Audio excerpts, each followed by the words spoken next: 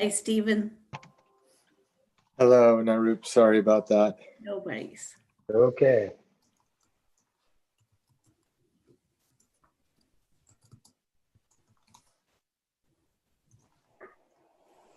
Okay, Mayor Anderson, you are live on YouTube. Okay, thank you, Jeff. Thank you all very much for being a little bit patient. We're having a little late start. This is our November 30th special meeting of the Lafayette Planning Commission and City Council. And let the record reflect that all commissioners from the Planning Commission and City Council members are present via Zoom.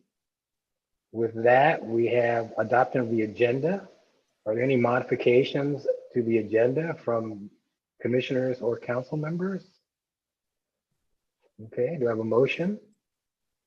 Move approval of the agenda. And do I have a second? A second. Okay, and we'll do, I guess we'll have to do a voice vote. This is always a lot of fun. Okay, let me start with the Planning Commission. Commissioner Farzan. Aye. Commissioner Sturm. Aye. Commissioner Mason. Aye. Commissioner Maggio. Aye. Commissioner Singh. Aye. Commissioner Labange. Aye. And we'll now move to council members. Commissioner. Excuse me, I'm sorry, Commissioner Radovich. Aye. There's so many of you, I'm just so used to 5, this is big. Okay, we'll move on. Vice Mayor Kandel. Aye. Councilmember Geringer. Aye. Here. Councilmember Bliss. Aye. And Councilmember Burks. Aye. And I'm a yes, so that is a good unanimous vote for the agenda. It's been adopted. That brings us to public comments. This is an opportunity for the public to speak on an item that is not on tonight's agenda and within the purview of the city of Lafayette. Do we have any public comments? I'll just remind folks that if they do want to provide public comment that on an item not on the agenda, now's the time to do so. And if you're calling in, you can use *9. And if you're joining us via Zoom, you can use the raise your hand function. And we'll give it half a minute there. Okay, Mayor Anderson, I don't see any hands raised. Okay, we will move on then to presentation. And we have Greg Wolf giving us a presentation on the housing element update, CEPA review, and draft growth scenarios for the city of Lafayette.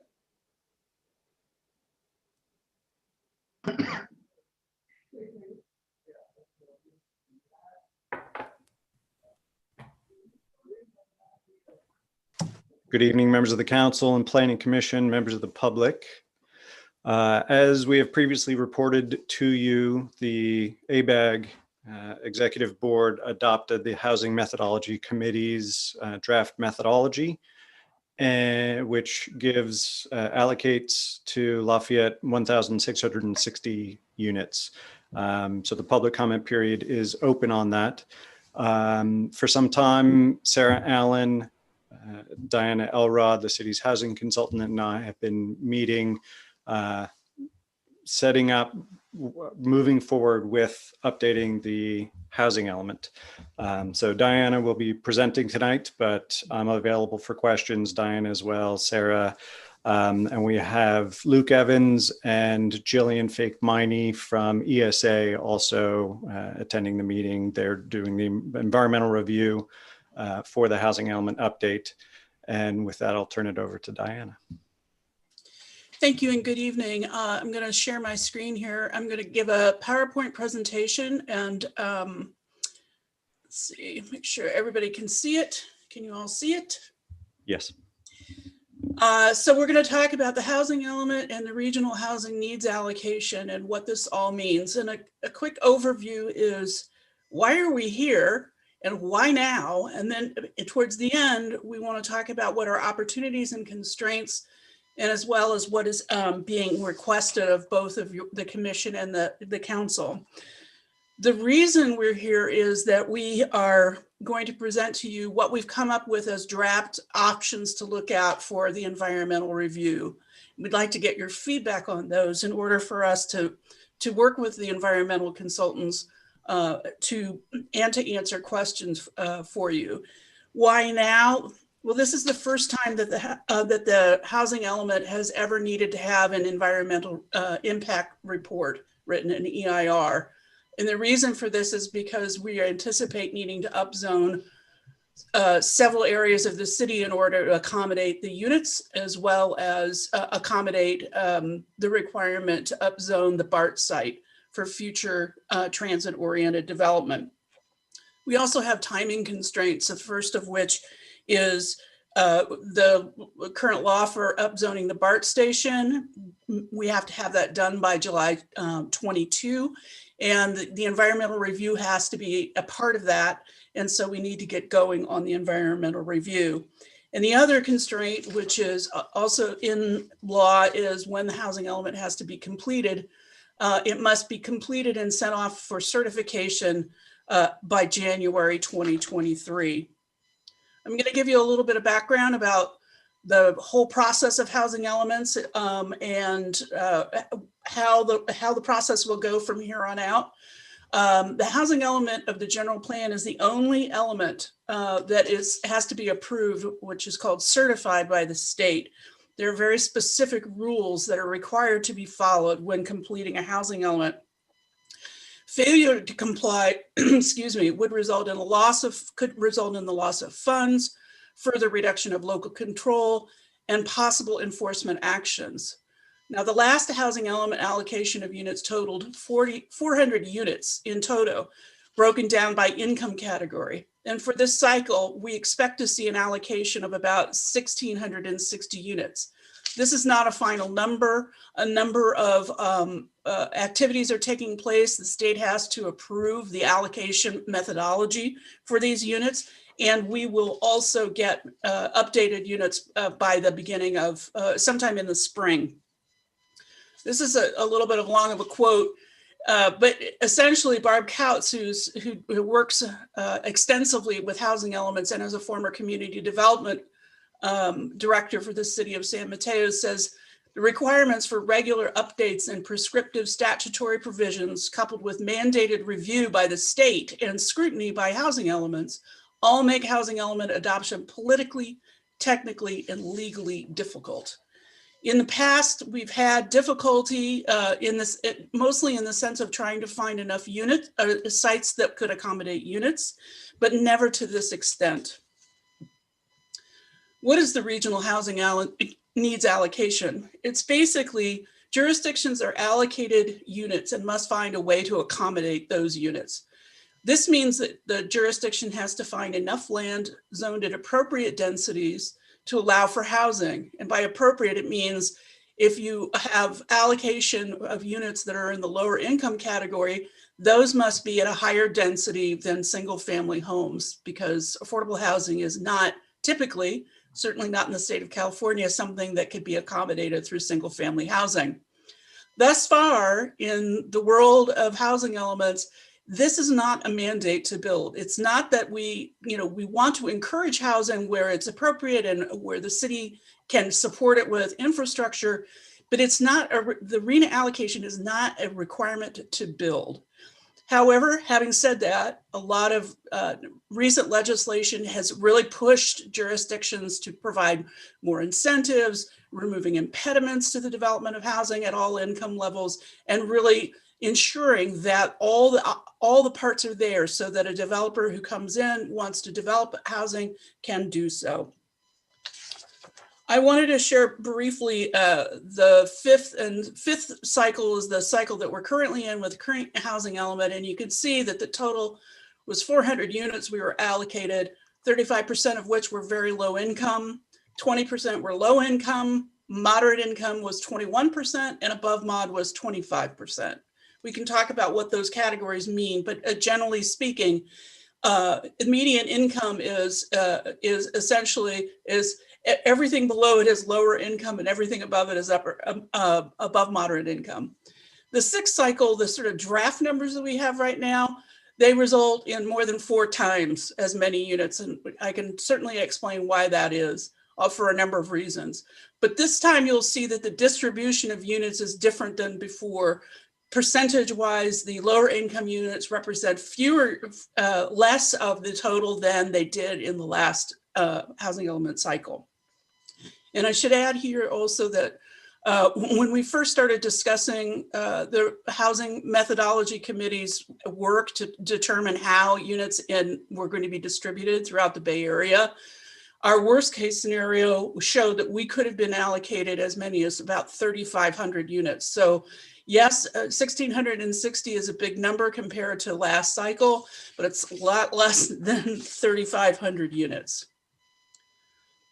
So why we have to consider this now, even though we don't have the final allocations, it gets handed down to us. We have to figure out where in the city we can find sites that could potentially hold these units. It's not, again, not right now a mandate to build, but we have to do an exercise where we look in various zones and determine if there are sites that could be used for new housing. Sometimes this is vacant sites, although the city doesn't really have any vacant sites anymore, or sites that could be redeveloped. Then we have to look at all the CEQA impacts or the environmental impacts that would take place if we put units in one location rather than another. And then we have to have a number of public hearings in order to get feedback and really kind of hone in on what it is that the community wants to see and balance that with the need to accommodate the units. This will include general plan committee folks, the planning commission and the city council. And then at the very end, we have an approved housing element that goes off for certification by January 2023. Some of the opportunities and constraints you can see here, the proximity to BART is really important for us to consider as a way to put housing near this important transit node. We have to look and make sure that the infrastructure can support housing. Is there enough? Each one of these factors are really important and have to be reported on in the housing element. The city obviously has limited land area, so much of this will be infill development. We look at sites in various areas and kind of determine whether they're a good potential site. We call those housing opportunity sites. An area of the city may receive a different zoning classification, but only a few of the sites would be called opportunity sites, which we have to report to the state that we think that these sites could hold X number of units. One of the constraints is also, and concerns obviously of many jurisdictions, including Lafayette, is the jobs housing balance. How much more housing is going to be added to areas and find an appropriate mix of housing with jobs. Certainly mixed use developments are also things that we can consider. Lastly, and I think one of the biggest constraints, and many of us talk about this all the time, is limited local control. This is an ongoing concern with every jurisdiction that I work with. SB 2923, which requires the city to upzone the BART site to 75 units to the acre, has to be done by July 2022. SB 330 makes updates to what's called the Housing Accountability Act, and it limits the amount of whether or not that certain projects the city can deny if it meets certain requirements for the general plan, or it meets certain requirements for the zoning designation. And if units are lost during the cycle of a housing element, which is 8 years long, i.e. lost that a site that we said was going to be housing or could be housing turns into office space, which is certainly understandable, we have to make sure that we always have enough inventory left of these opportunity sites so that we can cover those units that were no longer in the mix for housing. And lastly, I think everybody knows that objective standards has become kind of the buzzword of the moment, and that by objective standards, it means jurisdictions can't disapprove of a project simply because they quote unquote don't like it. It has to meet standards. If the standards are met, the jurisdictions in general have to approve the project. So let's talk a little bit about what are the decisions that need to be made. And certainly this is not a decision point time for you folks, but more learning about the process and getting some feedback from you for what we hope will be, we will basically come down to some development scenarios that we can then work with our environmental consultants to find out what the impacts are. Are there other scenarios to consider? We and staff, I consider myself your staff. I've been working for you for 15 years, so I certainly feel like I'm part of your staff. We worked very diligently to look at all the sites from the previous cycle that have not been developed, whether that we could reuse them based on new legislation that limits the amount of sites that can be reissued or reused in a housing element. But we may have missed sites, and we'd like to hear from you with areas, not just only sites, but areas where we might be looking for more housing. Secondly, do we want to plan for building up or out? Basically, if you want to keep densities fairly low, you're going to have to spread it further out. That's a general rule of thumb. If you want to have it all concentrated in one area, then the outlying areas may not need to have increased zoning density. And lastly, do we plan for a 50% buffer? What by this we mean, the last housing element, we found a number of sites that would accommodate up to almost 800 units of housing. So it was basically a quote unquote 100% buffer. We were required to find sites for 400 units, and we wanted to make sure that we had enough buffer that in case some of those sites didn't get turned into housing or used for other uses, that we would always have enough that we could draw from.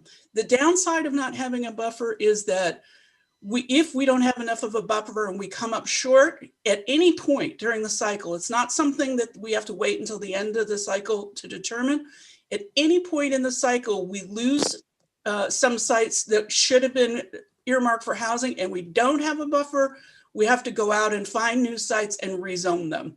A very laborious and expensive project that we don't want to have to do. So the idea is basically how much of a buffer can we really try to squeeze out of this and still feel confident that we will be able to make the Housing Accountability Act requirements its no net loss provisions through the entirety of the cycle. That's another thought that we want to get some feedback on.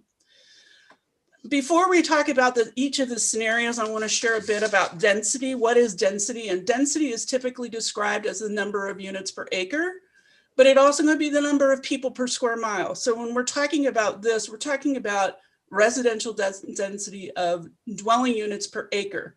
And it depends on a number of factors, including the size of units. And I want to share an example of that.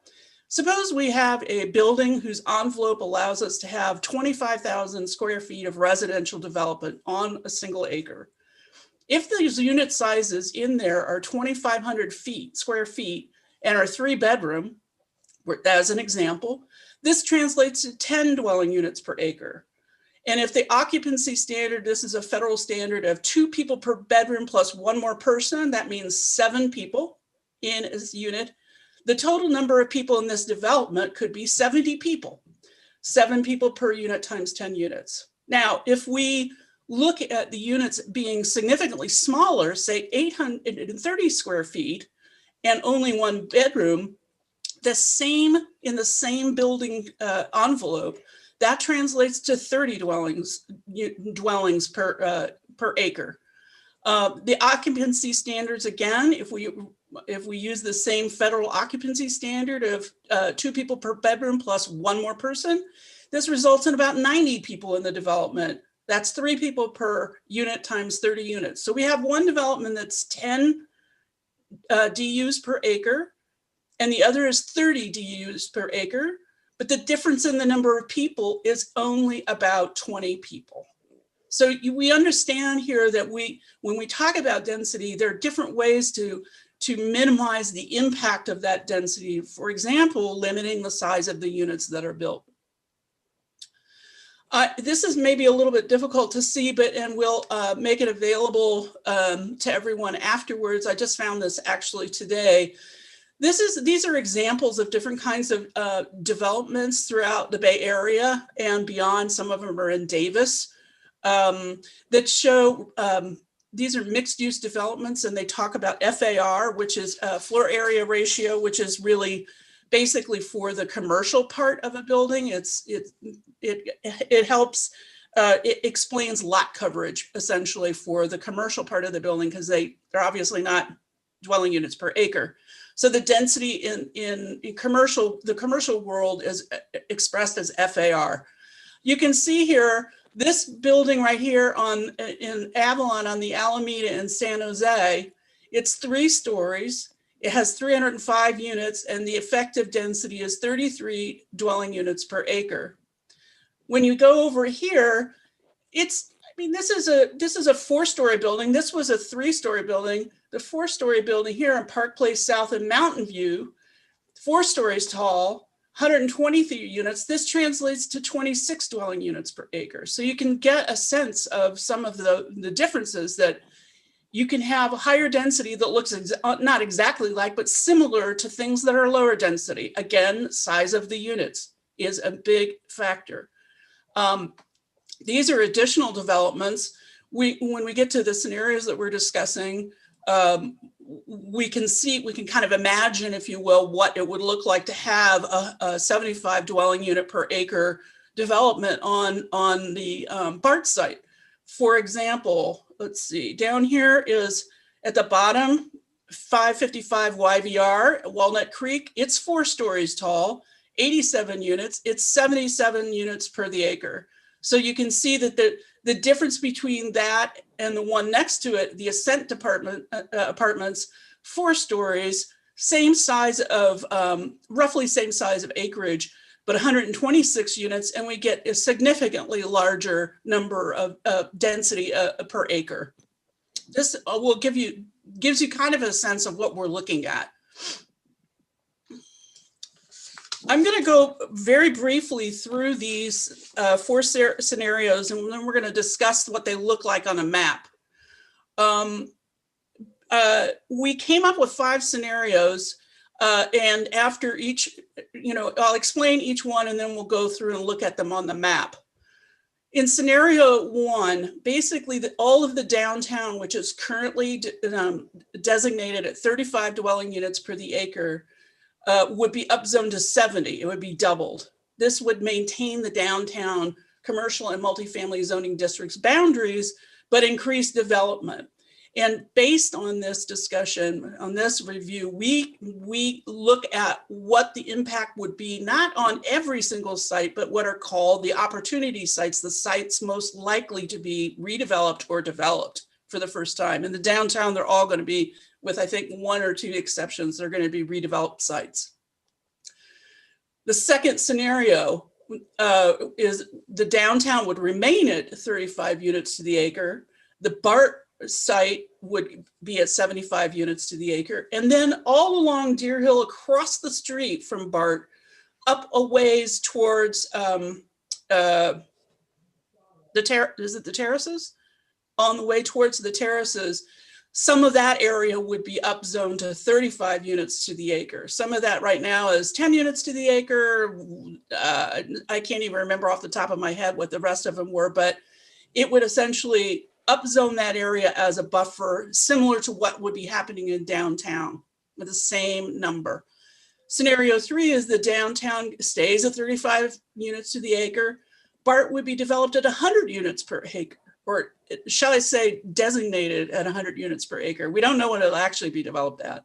And then Deer Hill, that same Deer Hill strip, would only be 20 units to the acre. So it would be lower, but there would be more opportunity sites, opportunities to develop still. The 4th scenario, the downtown would be increased slightly, well, or not slightly, but to 50 units per acre. The BART site would be at 75 units to the acre, but it would be reserved for only 50% of that site would be used for housing, and the rest would be for some sort of commercial. And that the areas around the BART station across the street again on Deer Hill would be upzoned to 35 units to the acre. And the last scenario is one where the downtown area would be upzoned to 50 units to the acre. And it would remove approximately 14 acres of current land within the Civic Center and downtown retail, so as to preserve the downtown retail and Civic Center character. There wouldn't be an opportunity to develop housing in that area. BART would have to again be up at 100% in order to make up the difference, and the Deer Hill area above BART station would be at 35 units to the acre. So let's take a look at that. So, so scenario one, this is the downtown. All of the downtown here would be, for scenario one, would be upzoned to 70 units per acre. And the BART site, which are these two parcels, actually, I think there's maybe three altogether.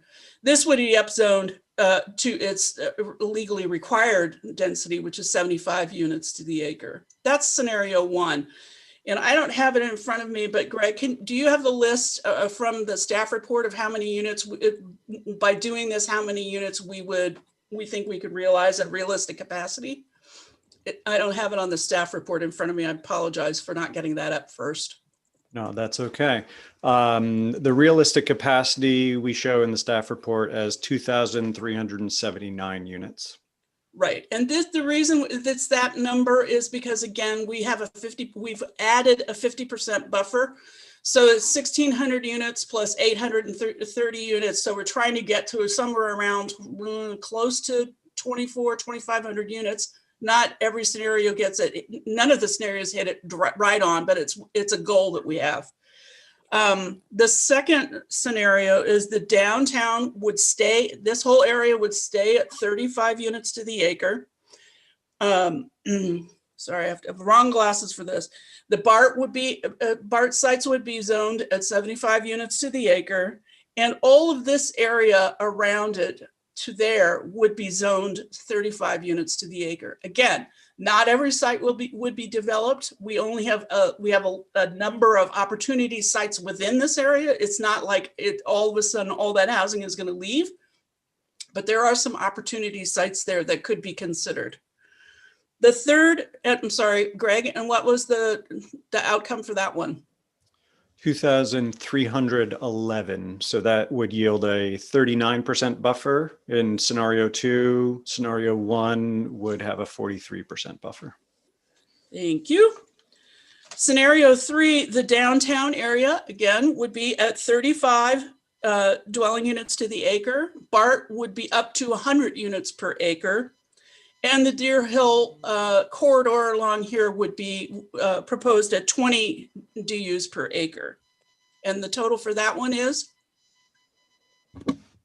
Coming up. 2,302, yielding a 39% buffer. Right. Number four would be the downtown would be upzoned to 50 units to the acre. The BART site would be at 75 units to the acre, but reserving 50% for the purpose of office or some other commercial to make a community there, if you will. And then the Deer Hill corridor would also be zoned up to 35 units to the acre. And the number for that one, Greg? 2,291, a 38% buffer. And then lastly, scenario number five, this is the one in which the downtown, most of the downtown, except for basically the core of it, the retail / civic center areas would be removed from the possibility of having housing developed there in order to maintain the character of that retail and civic center use. The rest of the downtown, though, would be raised to 50 units per acre, BART again at 100 units per acre, and the Deer Hill corridor at 35 units to the acre. One thing that I want to mention, and this has come up before, we looked in this area, we looked at in the downtown, we picked out sites that we've had on the list before that we think that we can justify using them again. We've added a few sites. We didn't want to get into that level of detail right now, just because we're looking at the big picture. And down here in this area to the left, which we're calling the Mosswood area, there are a couple of sites here that are sort of smaller commercial uses that could be considered housing opportunity sites. We didn't really consider any of the rest of this area, but in order not to spot zone, we have to take an area and zone the whole thing to some level. So this would be included, for example, in the downtown. Any of the downtown scenarios includes these sites. Same with over here. This is area we felt as though this was another area that, because it's right up against this the downtown upzoning. Considering these sites, there are a few sites in here, including a church site with a very large parking lot that we could definitely consider as a potential housing site. A number of churches throughout the Bay Area are looking into developing their sites as part of their mission. So this section right here would also be considered as part of the downtown. We just didn't, this is the pink area is the original downtown boundary. I know I went through a lot and there's a lot to digest. There's a lot more information in the staff report that goes into greater detail about all this, but I wanted to basically bring this to you, explain how we got here, and what we need to do, from here on out. The questions we had are these scenarios appropriate? Are there other scenarios that should be studied? Are there parts of the city that we didn't include that you think we should study?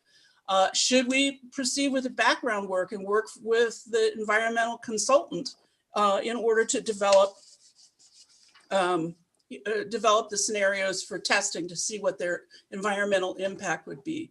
I'm happy to answer any questions. I'm going to end by stopping the share, if that's okay, unless Greg, you have any objections? No, the stopping the share would be fine. But yes, and thank you, Diana. I think that covered it very well. And again, we're putting out some initial scenarios that we identified as potential starting points for discussion. And this, I anticipate, will be a iterative process. And so if in some way you can think about it as a balloon of 1,660 units, unless that changes somehow, and we can shape that how we see fit. So there are areas or geographies, geometries in the city where we currently have the downtown boundaries, and we can live within that with the addition of the BART, or we can expand within the half-mile radius of the BART station, or a little bit beyond that. And so we're seeking direction on sort of the priorities as we move forward with this and into environmental review. Hey, Greg and Diana, thank you. That was a very good report. And I just have a couple just real quick questions before we have general questions. The very high fire hazard area, you had marked that on the map that you gave us. What is the significance of that area in terms of our planning, or is there one? It is true that very high fire areas through the BART bill can exempt the BART station from development. However, that means approximately 850 units have to find a home somewhere else. And that is the challenge. It isn't that we just eliminate 850 units or whatever I don't even know off the top of my head, around 800 units, 850 units that we have to zone to. It doesn't eliminate those units. We just have to find a new location for them. And frankly, the BART site is a perfect site for it in terms of getting a lot of the units accommodated. Other than that, the city can choose to have development in high fire zones. Doesn't have to have, it can opt out for the BART bill. But other than that, we still are stuck with the number of units that have to be accommodated. Okay. And I think former Mayor and Councilmember Tatson sent us a letter, and he had indicated that BART was going to be, under their TOD guidelines, looking for 40% affordable. I checked my copy, I got 35%, but either way, has that been taken into account in the scenarios that you're looking at? In other words, I think what former Mayor Tassin was suggesting is that you're going to get a much higher percentage of affordable housing out of a BART required TOD than what we've been realizing over the past cycles. Right. In terms of this discussion, we have not included any sort of analysis having to do with income categories. Okay. We feel that the first step has really been to where are we going to put units and how can we put units?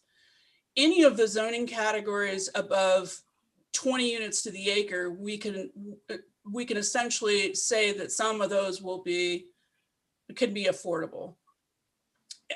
Because we can, that's the minimum, the default density the state sets for jurisdictions like Lafayette, that if you have zoning that's above 20 units to the acre and you have a decent looking site, you can accommodate affordable housing on that site.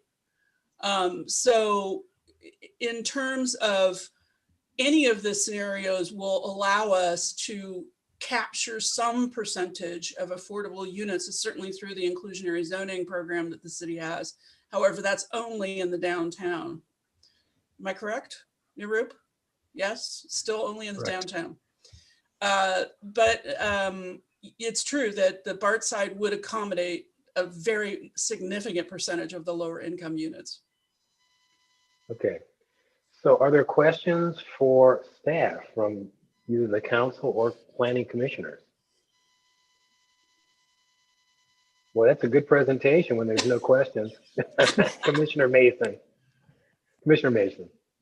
Thank you. I think from the planning commission's, at least this planning commission's point of view, the big elephant in the room is always building height, box rooms.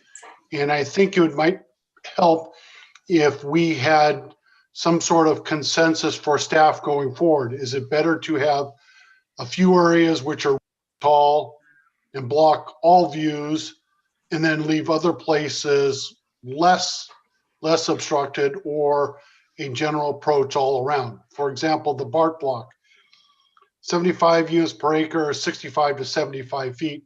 No one's going to like that. But if we go up to 100, that's 90 to 100 feet, and it's not really appreciably worse if we can maintain views elsewhere.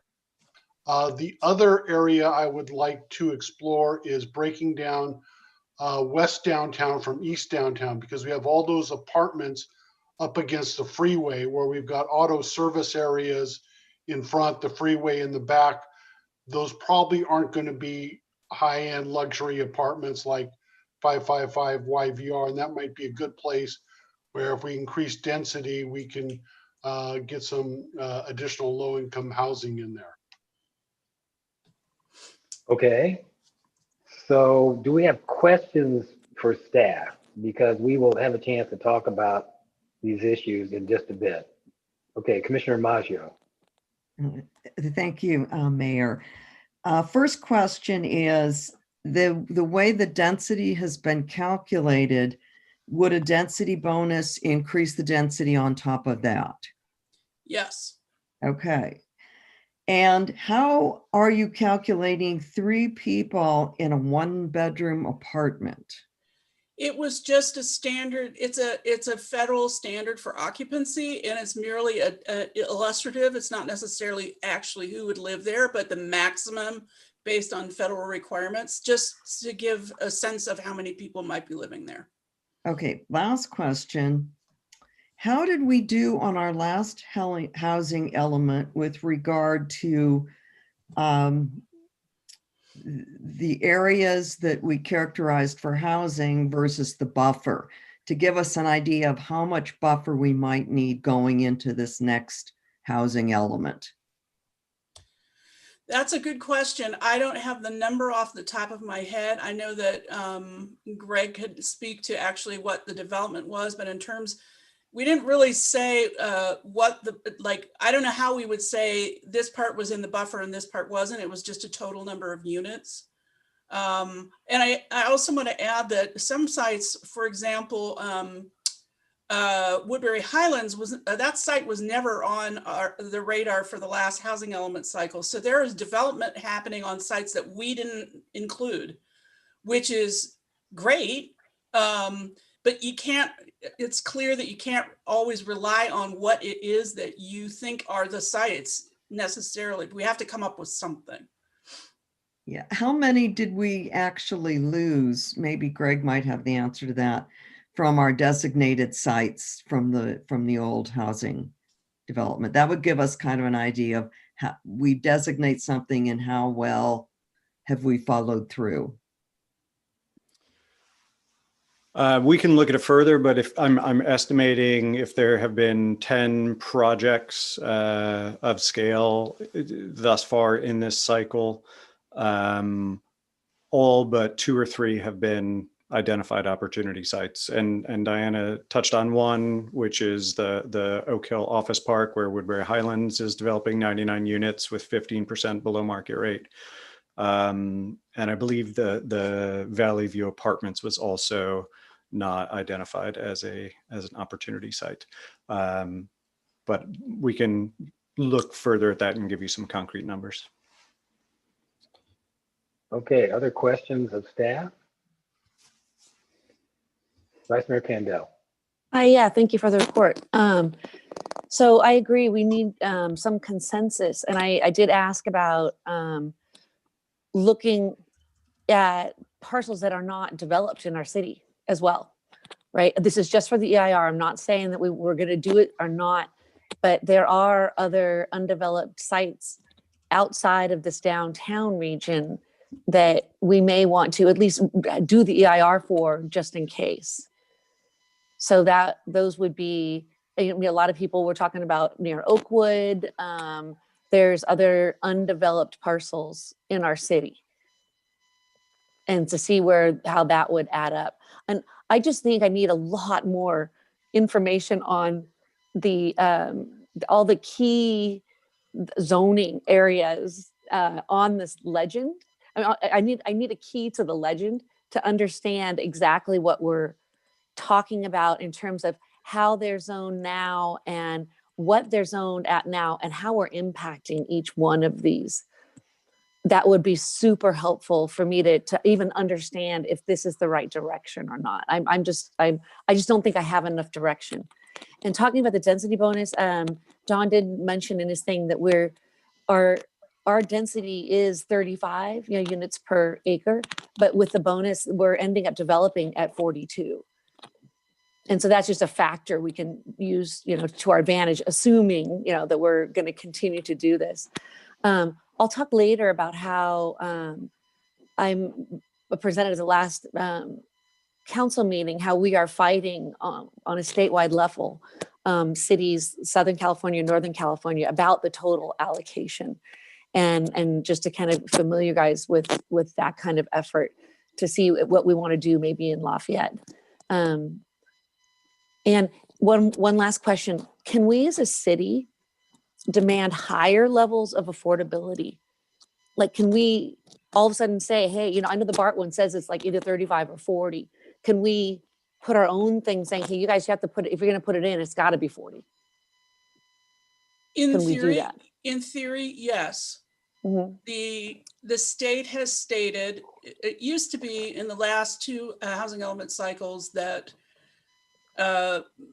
based on the administration at the time, that inclusionary zoning was considered a potential constraint to the development of housing. That has been since, I won't say debunked, but has, so many cities have it, and development is flourishing all over the place. What the state is now saying is that they will not question a city that has a 15% inclusionary requirement, but that if a city wants to do more than 15%, the state reserves the right to question whether that becomes a constraint and require the jurisdiction to provide more information. the issue with the BART site and having more affordable housing than usual is specifically because these are state-owned or publicly owned entities that own sites, and they can require to do whatever they want. The other thing that I should mention is SB 35, which says that many developments can circumvent local control if they haven't produced enough affordable housing, and if they provide 50% or more affordable units in their developments. Again, the developer is getting a benefit, which is why they're allowing that the state doesn't require this to be considered a constraint, because the developer is getting something out of it. So in terms of your question, yes, we can. We would need to have more discussion about how to do that and where to do that. Right now, since the inclusionary zoning is only required in the downtown, there's a possibility of expanding that as well. How we would do that, we've discussed this in prior years, probably 5 or 6 years ago about that, but it's certainly something that we could revisit. Okay, that leads right Okay. into my regulatory question. Can you please play out I asked Greg this one, the regulatory environment, the SB 35 RENA penalties, and how they play into this next cycle, because they are coming into play now.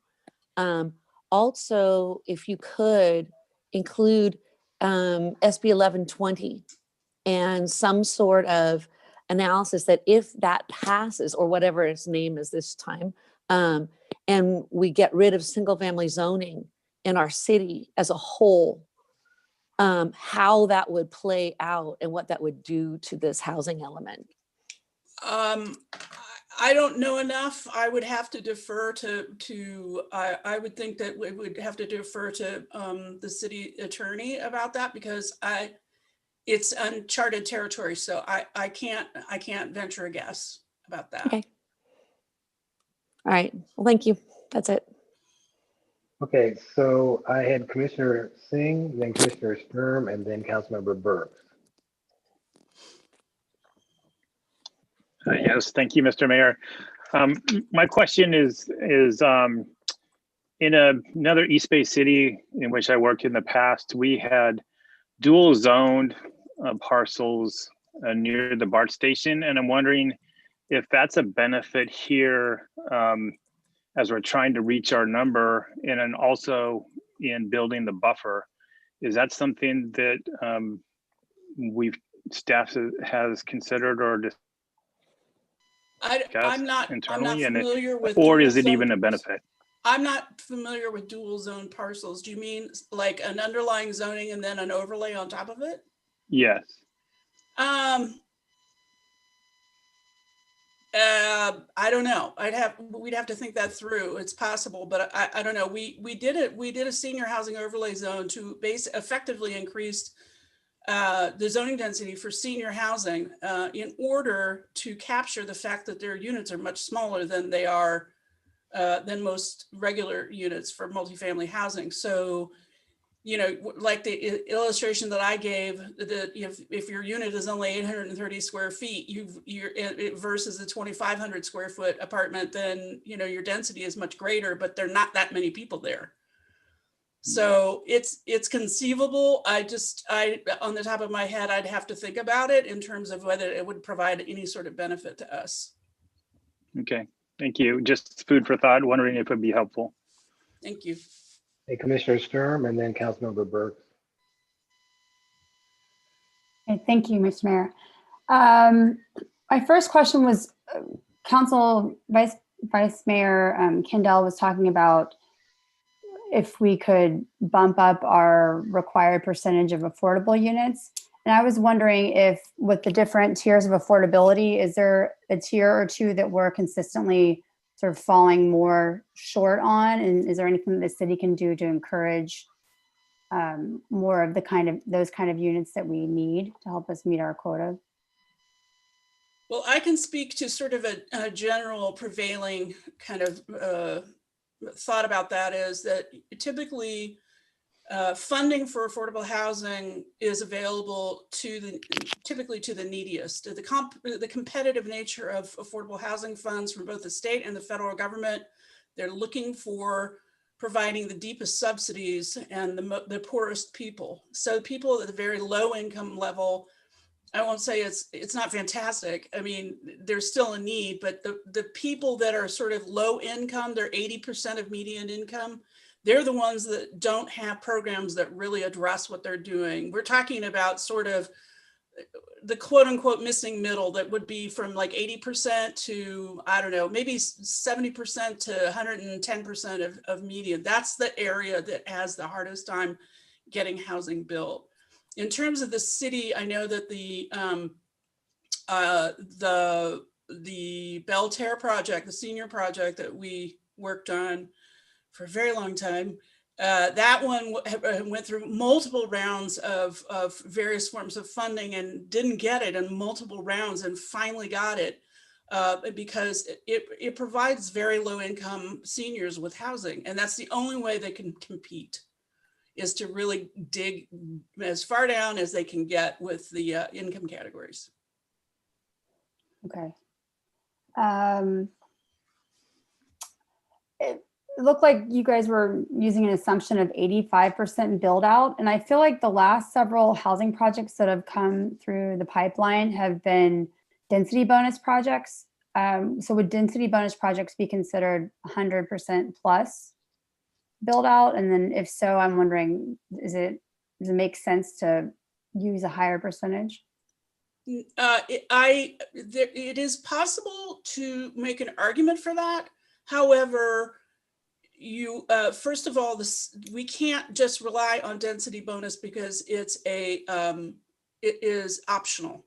A developer may not come to it, and to try to ferret that out, we would have a very difficult time trying to justify that to the state. And previously, I don't even remember what our presumed density, realistic density was off the top of my head, but on the order of 70%. And so bumping it up to 85% is really an improvement over what we had before. Unfortunately, the state has no ability to allow jurisdictions to count on density bonus, as I said, because it is optional or voluntary. Okay, thank you. So I appreciated the graphic that you put together with the different projects to show us how FAR and unit size, units per acre can sort of overlay. So I found that as I was going through the staff report and trying to visualize the different scenarios, I was making certain assumptions that 35 units per acre meant a 3 to 4 story building, depending on setbacks and ground floor use. So the BART property at 75 units per acre would be like a 6 to 8 story building, depending on parking. No, not necessarily. The BART requirement is that it be zoned to 75 units to the acre and 5 stories. Okay. So the city can do more than that, obviously, but that's the minimum, is that it has to be at 5 stories. Okay. So as we're thinking about planning areas and how many units per acre we want, how should we like for this kind of exercise, how should we think about unit size and height and what that means when we say like this area of town, we're comfortable upzoning to 50 units per acre? Because I was really sort of thinking about massing and height and feeling like, I don't know, I was leaning towards wanting to expand the downtown, but thinking if we really, if we jumped up to 100 units per acre, that's going to give us a dramatic change in building height in that area. Right. We had a discussion about that today, and Greg, I'll let you respond to that. Yeah, unfortunately, there is no direct correlation between number of dwelling units per acre and building height. So I think speaking to both of those in areas of town as to what you would want to see, one concept being the closer that the site is to BART and goods and services, transit, presumably you would want to have some greater density in the appropriate areas, but also concerns about height. And height doesn't need to be uniform throughout the parcel or the district. There could be required setbacks and step backs. And we do have those in our downtown design guidelines. The caveat about that being one developer's ability to request concessions and waivers to such requirements. And so they could be in place, but they could also be overruled and accommodated through concessions and waivers via the density bonus ordinance. But I think speaking to both of those is advisable about in terms of density and height. So how does the RENA numbers take into account like different types of units? Like could the city put zoning regulations in place that allow for the number of units prescribed, but most likely, all smaller units? Or is there, I guess, with the RENA numbers, like, I don't know, how is part of the study looking at what types of units are needed in our area? And it's something that we've discussed. I don't think we have an answer on that. I believe that, there's certainly, the state does say for things like accessory dwelling units at minimum sizes and maximum sizes. It has, that there is potentially the ability to do that. This is another question that I would defer to the city attorney and have a conversation about that, about what can the city legally require in terms of unit sizes. I know that there are, a lot of developers like the big units because they are very attractive to people with a lot of money who want a really nice apartment and don't want to live in a single family house. Smaller units are typically in some areas less interesting to people, but again, the affordability issue is really one that could take that into consideration. okay, but from the state's perspective, it sounds like they're just dealing in units and then the market is determining the types of units. Typically, yes. Okay. What, I couldn't find the overlay of this. What's the units per acre allowed for the multifamily residential zones behind the Trader Joe's Diablo Foods shopping center? I didn't know if that was Gregory has that. 35.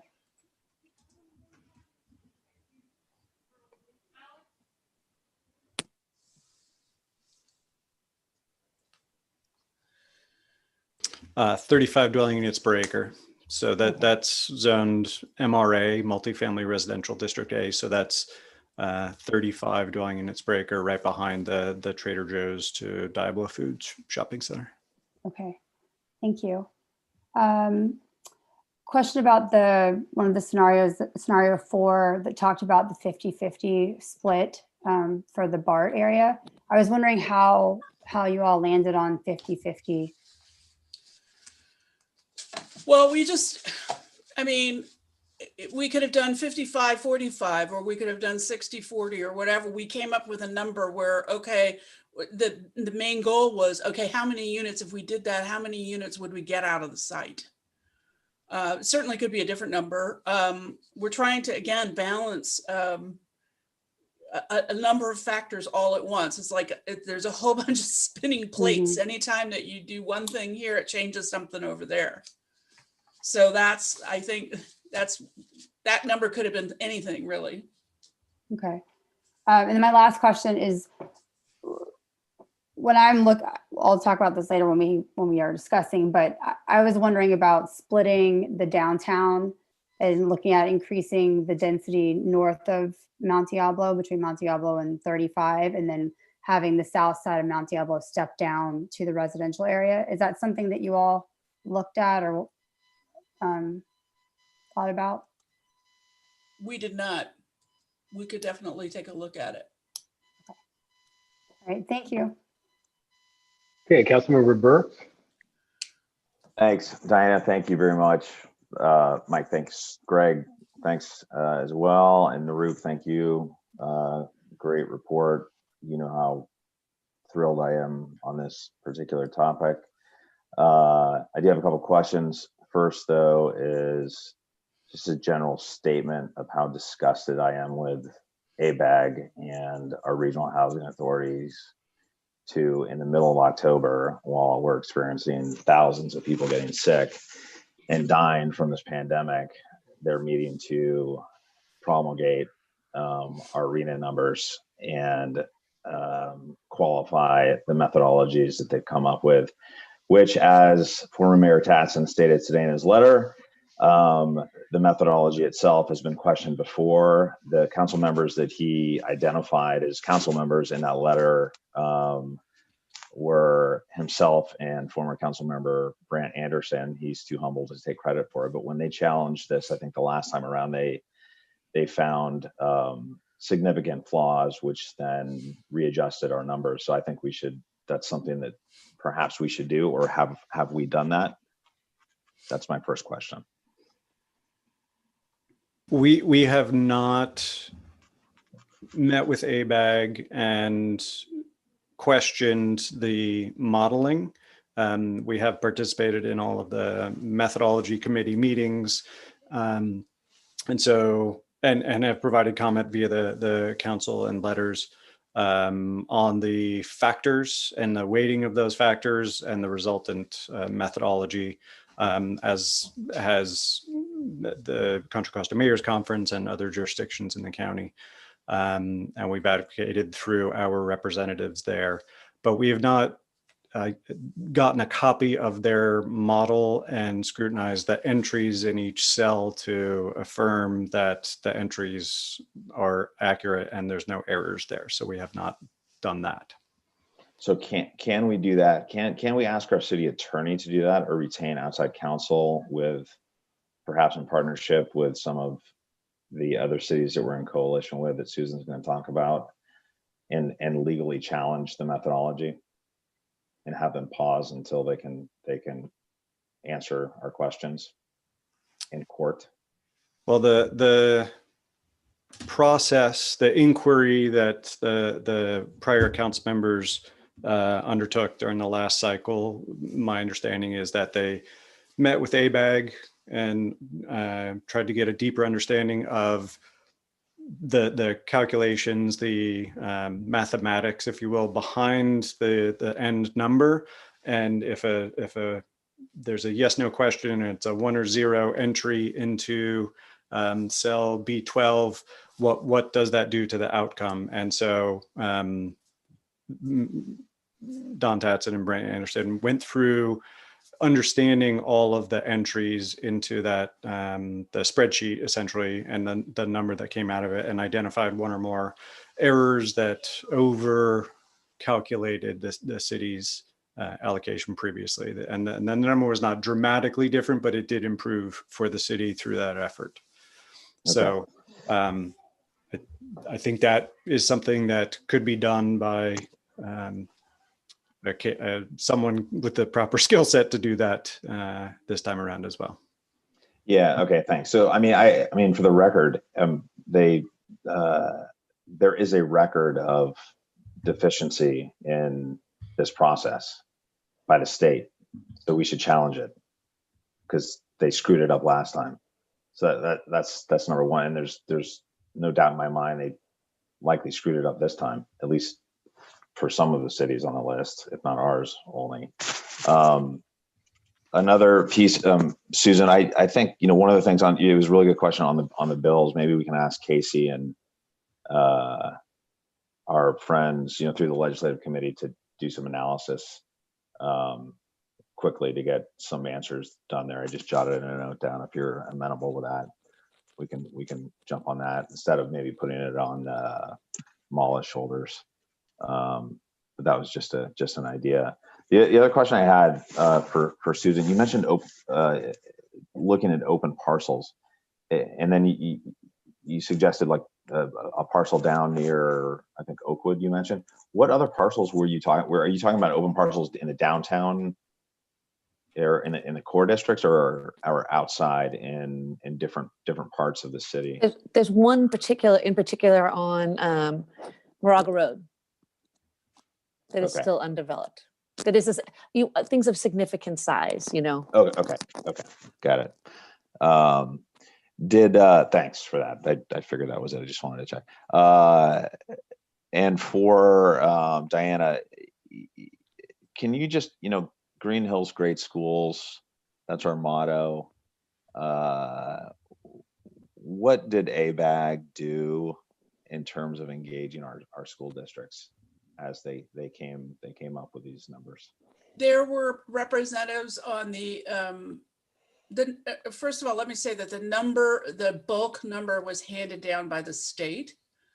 So the ABAG was stuck with 441,000 units as opposed to 185,000 units or 89,000 units in the last go around. So first of all, they had to deal with a bulk allocation that they didn't have any, they did not appeal it because actually they were originally assuming it was going to be more like 600,000 units. And that's how we got to the 3,500 as the worst case scenario for Lafayette that thankfully we didn't get. So with that in mind, then the Housing Methodology Committee's sole goal is to figure out the methodology to allocate all those 441,000 units to various jurisdictions. On that committee are representatives from a variety of nonprofits. There's city representatives, county representatives. I know that there was at least one school representative, maybe more. If you'd like a complete list, we could probably find it for you, but there are definitely people on the committee that are not employees of ABAG. None of the people who worked on the committee were employees of ABAG. Absolutely understand. But anybody from our two school districts, have they been involved in this process, or if they're tuning in right now, are they hearing this for the first time? My guess is, and I know that Sarah Allen is on the GPAC, the committee, general plan update folks. I don't know that, I believe that they're communicating to a huge variety of organizations throughout Lafayette and beyond. And I believe that there would be school district representatives. I don't know if Sarah can speak to that. And they're I've just added Sarah to the process. meeting. So Sarah's joined the meeting now. Thanks. You can unmute yourself, Sarah. I can. Hey, Sarah. I think your question is more related to the bulk allocation. Is that true? Yeah. Okay, so I don't think the school district has been incorporated in that evaluation, but as it relates to how we want to allocate the units that we have been given, that is something that we will be looking at with the General Plan Advisory Committee and public outreach in that regard. Okay, so we're stuck with a number that they did not have any inclusivity around, but they will be. But they will be in the mix, dealing with the number dealing with the cards they've been handed. Correct. Okay, thank you. That's not surprising. I appreciate that. Okay, that's all the questions I have for right now. Thanks. Okay, sounds good. Any other questions from council members or commissioners of staff? Commissioner Farzad. Thank you very much. And I want to go back to the ABAG numbers. I wasn't going to get into that, but since it's up, might as well bring it up. So Greg, were you talking about challenging because of data entry errors into the variable, or are we actually talking about the underlying methodology, or both? There are you've identified the two different aspects of either challenge or verification, if you will. So perhaps we can use challenge with the bulk allocation of the 441,000 to the Bay Area. Lafayette does have an opportunity, as does any jurisdiction, to appeal its own local allocation under the adopted methodology when that timeframe comes.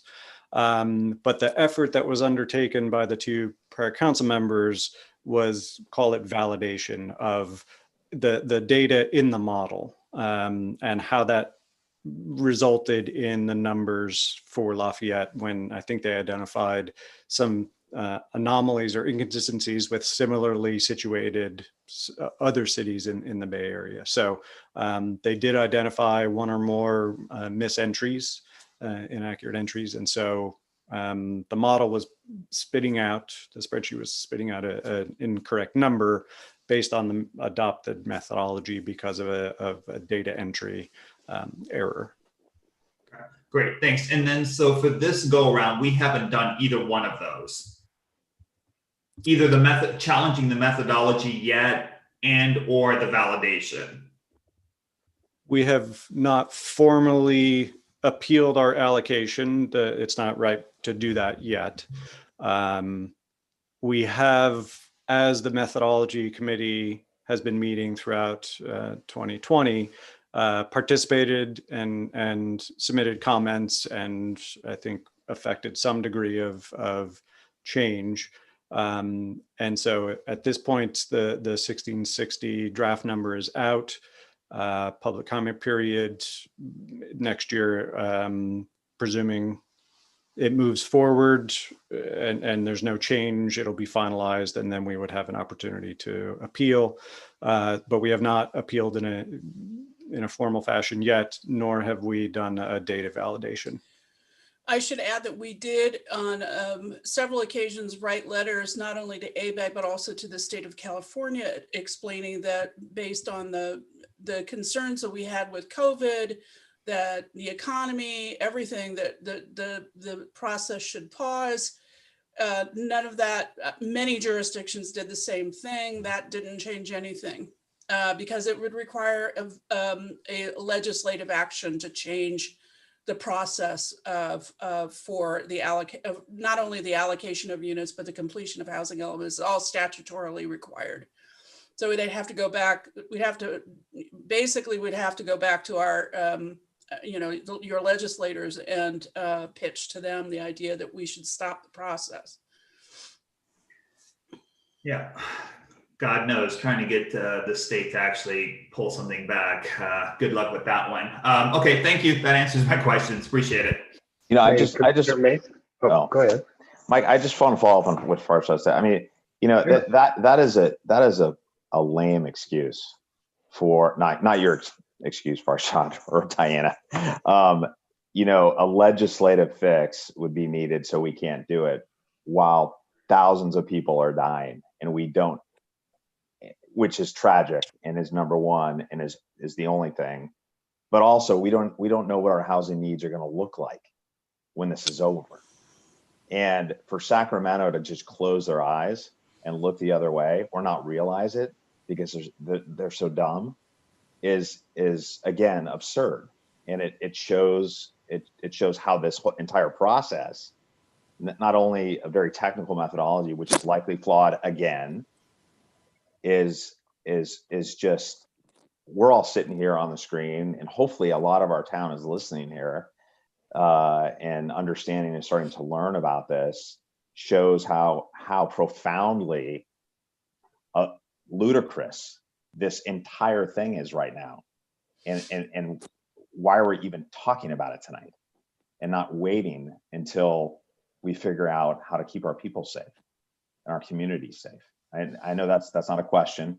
It's a comment, but an excuse because we have to adjust a law or pause something because, you know, there needs to be a legislative pause or something that, you know, any member can introduce that. And it's just, it's an embarrassment to me, an embarrassment of the California state government run by a governor who's completely blind. That's my 2 cents on that. Okay, there'll be plenty of time for 2 cents coming up, so we're going to get there. Commissioner Mason. Going back to the questions about challenging the methodology and the data entry, is the 441,000 to ABAG, is that a lump sum? So the question is, let's say Oakland challenges it and has a net reductions of 100 units. Are those redistributed elsewhere? Yes. So that it is imperative that we challenge it so that we make sure that we're not added extras. Yes, the units would, and the process at the time at which the city can appeal the decision is once the final numbers have been released. It's not until then, as Greg mentioned, it's not ripe until we get the final number, at which time we can do a formal appeal. Jurisdictions have done it, usually based on a variety of factors for whatever reasons, and some adjustments are made. But if you know you're successful in getting 500 units cut off of your allocation, those 500 units have to go somewhere else. Okay, other questions for staff from council and commissioner? Okay, with that, I'm going to go to public comment. And let's see if we have public comment on this item. Okay, Mayor Anderson, we do have a couple of hands up. I'll just remind folks that if they do wish to provide public comment, if you are dialing in via telephone, use *9. If you are joining us via Zoom, then you can just use the raise your hand function. So I'm going to call out the 3 people at a time so they have a chance to get ready, but we have 6 hands up now. First up is Judy Peterson, followed by Carol Singer and Derek Stagehorn. So here comes Judy Peterson into the meeting now.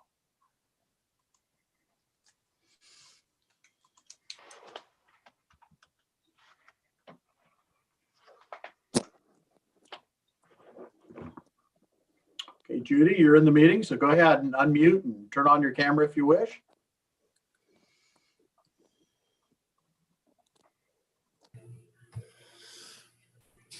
Okay, you'll figure this out pretty quickly, but I'm using Judy's computer. So this is Dave Clark. Oh boy, Dave. All right, good move there. Well, I pressed the button, she didn't. Anyway, I have a question about the formula to some extent, and that is, I understand at this point this is probably extremely hypothetical, but to the extent that the 1,660 units is a goal, what happens if we achieve that goal? Do we quit? Do we still have to take additional applications? And here's what I'm thinking is if we were able to, through a buffer of about 800 and the non-BART amount of about 800, if we were hypothetically able to achieve the 1660 without using the BART property, can we stop? And can we then take the position with respect to the BART property? We could opt out of the BART property, as Mary Anderson mentioned, because it's a fire hazard or a wildfire hazard. So, but my theoretical question is, what happens when that goal is achieved? Or does anything change when the 1660 is met? Do we put the balance on hold until the next cycle, for example?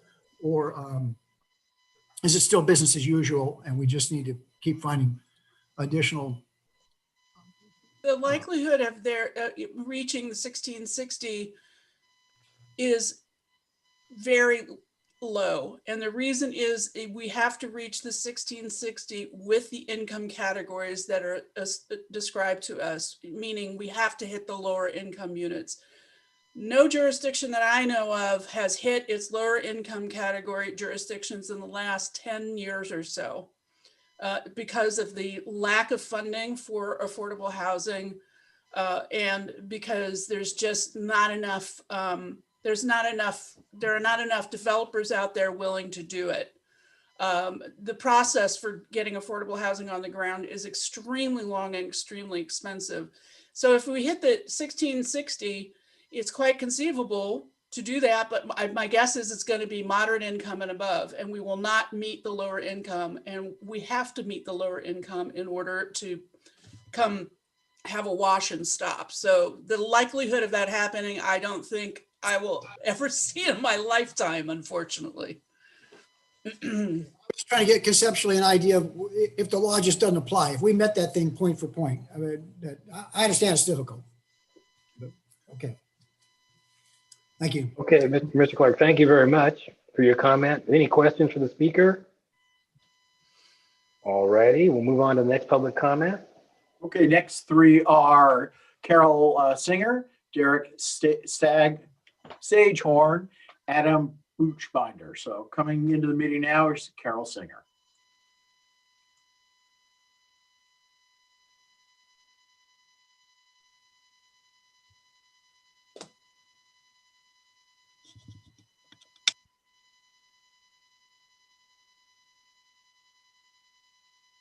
How am I on? You are on, welcome. Oh, thank you. This isn't exactly about the affordable housing, but everybody I've ever talked to says immediately, what are they going to do with all the BART parking? I've never heard anyone in authority ever discuss that. What's supposed to happen to all those people who park there? Okay, well, we can get that answer for you. Do you have any other comments or questions? So No. we can set them all up. That's it? Yeah, I mean, Okay. that's very important, isn't I it? have an answer for that question, which is that part of the transit-oriented development guidelines require BART to figure out what happens to that parking and work with the development that ends up being there. So you mean they could just put it buy some other property around the station or something? No, they would work with a chosen developer for the site, working with the city, they would find either a way to include the parking on site, for example, underground parking or other kinds of, car lifts and so forth. But it's part of the TOD guidelines that will help determine that. Okay, thank you. Okay, Councilmember Burke, did you have a comment?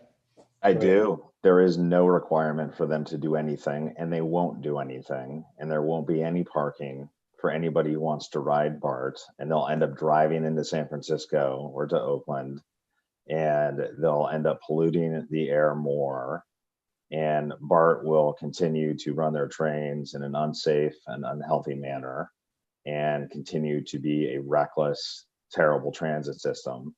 And this is the reason that we fought against this bill. One of the reasons we fought against this bill so hard. And it is, again, absurd to have a transit system be a developer. And this is one of the trade-offs and the outcomes. And it's a great question, Carol, because it doesn't just affect people in Lafayette. It affects people from, as I talked to the mayor in Davis as we were fighting this bill, it affects people who live in Davis to drive to our BART station and park there and take the train in. In Orinda, it's the same. Well, not Orinda because there are BART stations on Caltrans property, but other BART stations. So that's the truth. And BART does not care about parking. We had a member of the BART board come and talk to us on the record at a city council meeting 3 years ago, and the quote was, "We don't care about parking." That was the quote from the elected board member from BART. Thank you. Okay, Ms. Singer, any other comments or Yes, questions? yes, I'd like to ask Diana. So are you saying that if BART and the developer cannot find the replacement parking, then BART doesn't have to build there? I don't know that that's how I would characterize it. I would have to review the guidelines and the statute in order to understand that more. I can't really say for sure. Okay, thank you. Okay, any questions for the speaker? All right. Thank you, Ms. Singer. Appreciate it. Next public comment. Hey, Mayor Anderson, the next three are Derek Sagehorn, Adam Buchbinder, and followed by Cheryl McDonald. So here comes Derek Sagehorn.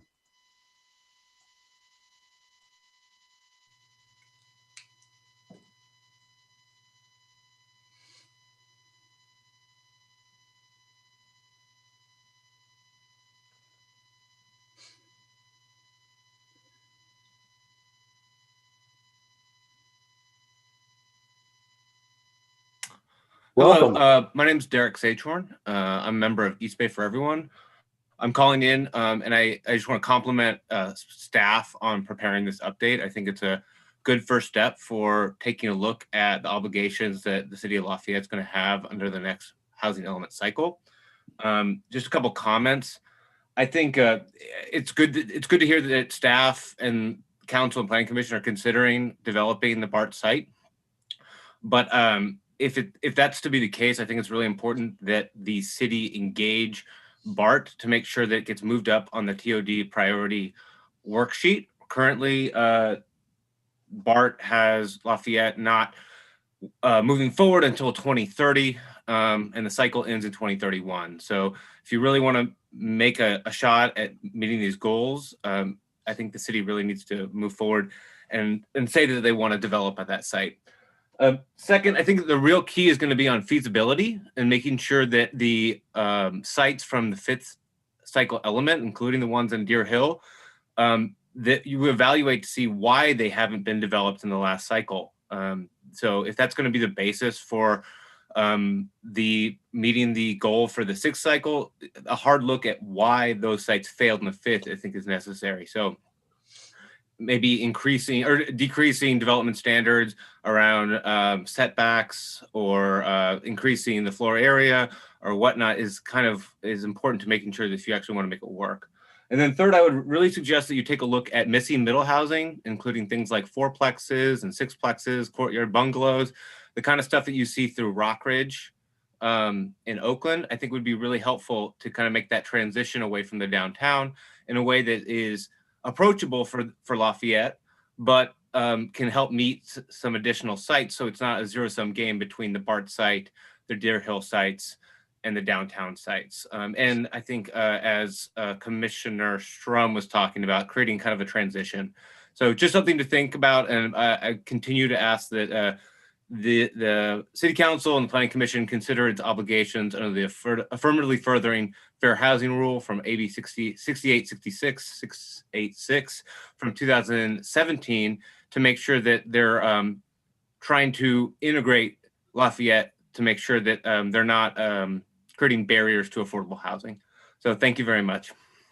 Any questions for the speaker? Councilmember Burks. Just a question for the staff, if I might, Mr. Mayor, maybe to Rupert, to Greg.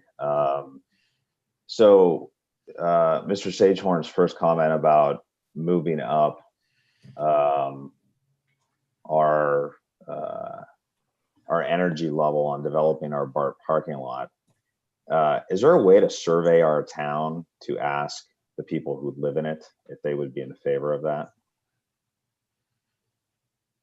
Because I think we want, you know, the spirit of the town to weigh in on something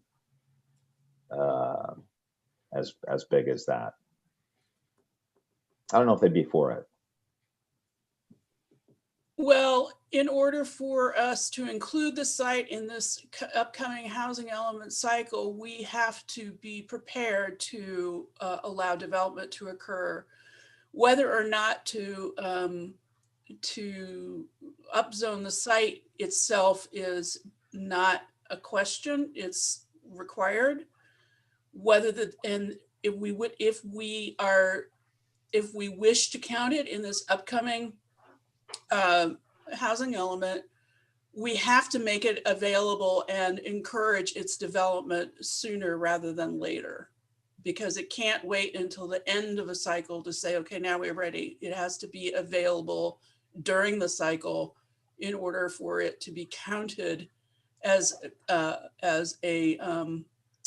site.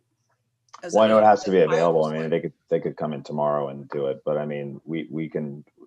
Is there a way to not encourage? I guess encourage is a subjective.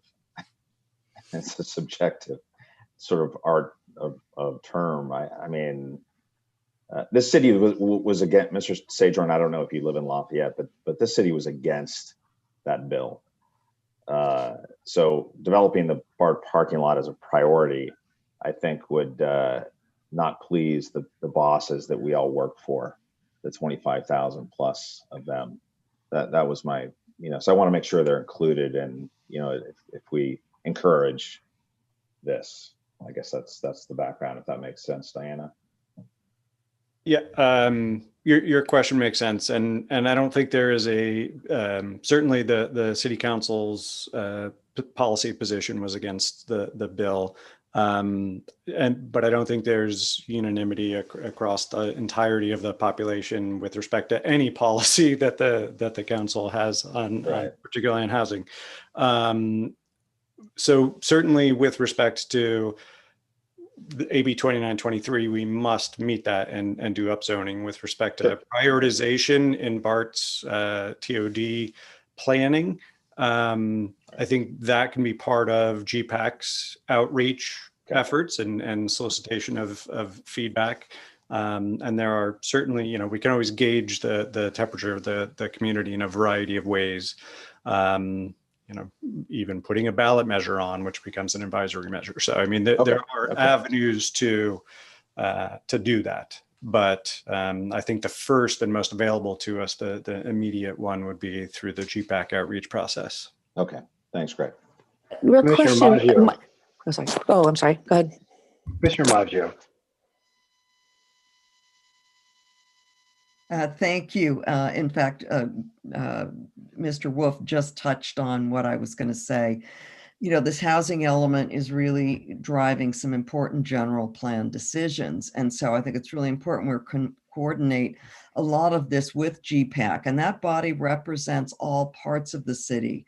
It's a new, very comprehensive committee, and I think that is a perfect body to really weigh in on some of these priorities, looking at the general plan and the how we want this city to look.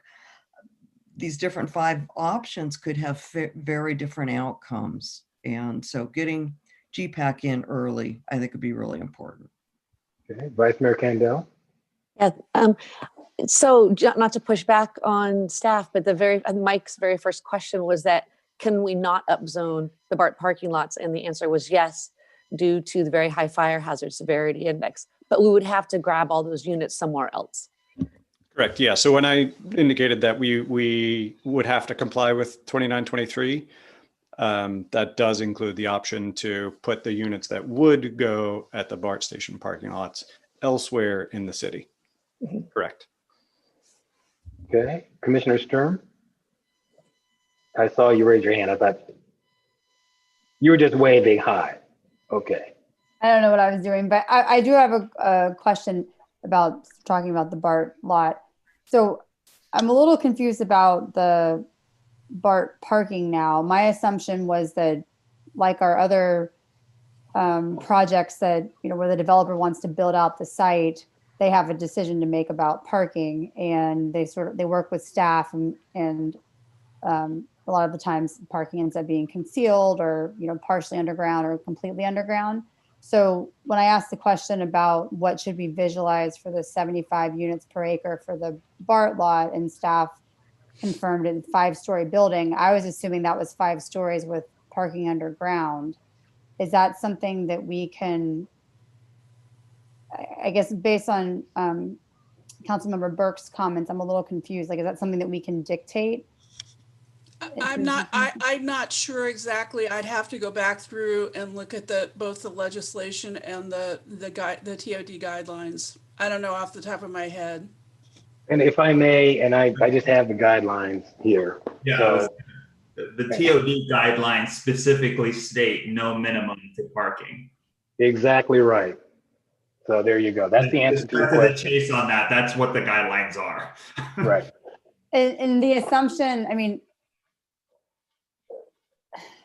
is working with BART going to be different than working with any of these other private developers where, I mean, I don't know. Well, I think it is different, but let's do this. We're kind of going off past our speaker, and I want to kind of get through the public comments, and then we're going to have a long conversation about all this. So are there any more questions for the speaker? Okay, Mr. Sagehorn, thank you very much for your comments. We appreciate it. Next public comment. All right, Mayor Anderson, we have several more. And next up will be Adam Butchbinder, followed by Cheryl McDonald, will be followed by telephone number ending in 122. So Adam's joining the meeting now.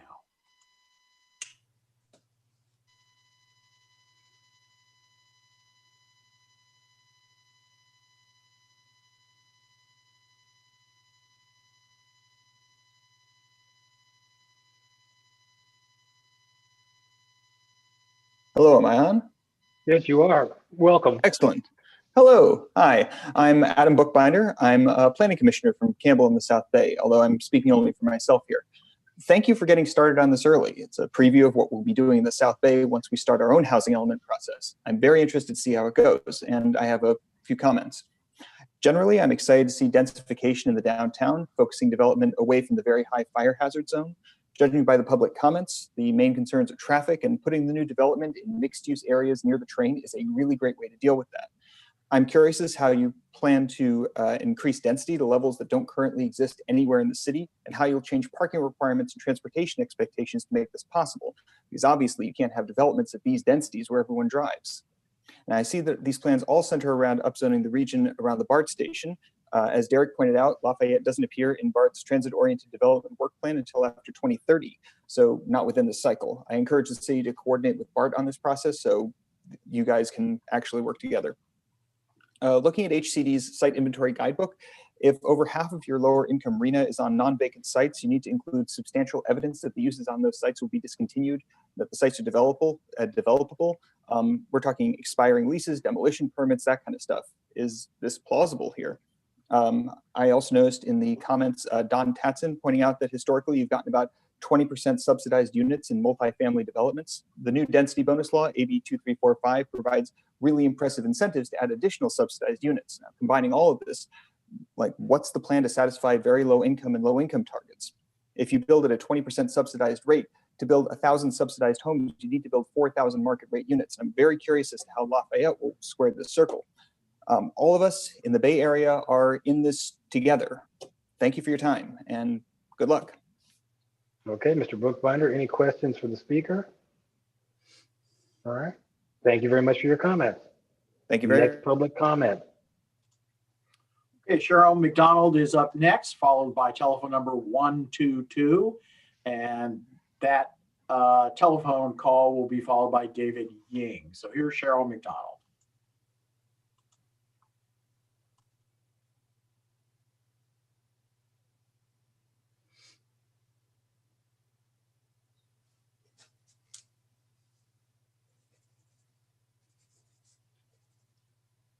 Oh, there you go. Sorry, I just unmuted. Can you hear me? Yes, we can. Welcome. Hi. So the little bit that I've been hearing around is that people don't know what the general plan is and that they're meeting. So I'm happy to explain it to a few people. So that means a lot of people don't know about it. I know it's a big issue and it's hard to get the city to get all this word out, but if there's a way that we can have some sort of community staff, city council meeting that would maybe just talk about the general plan in general, and a workshop on housing so that it's just user friendly for us. There are a lot of people that don't know about it, and I think that'd be a really great way for the city to engage more people into that meeting. Also, there's a lot of really interesting ideas that have been brought up by Christine Sturm about the north side and versus the south side being developed, and a lot of other things that I heard that I think would be really great in a workshop forum that we could discuss. Because I know during the general plan, if you're not on the committee, then you just get little comments here and there. And so I like to have a workshop if there's a possibility. I know staff is overworked right now, but if we're going to be doing this and the state's making us do it, I think it's important.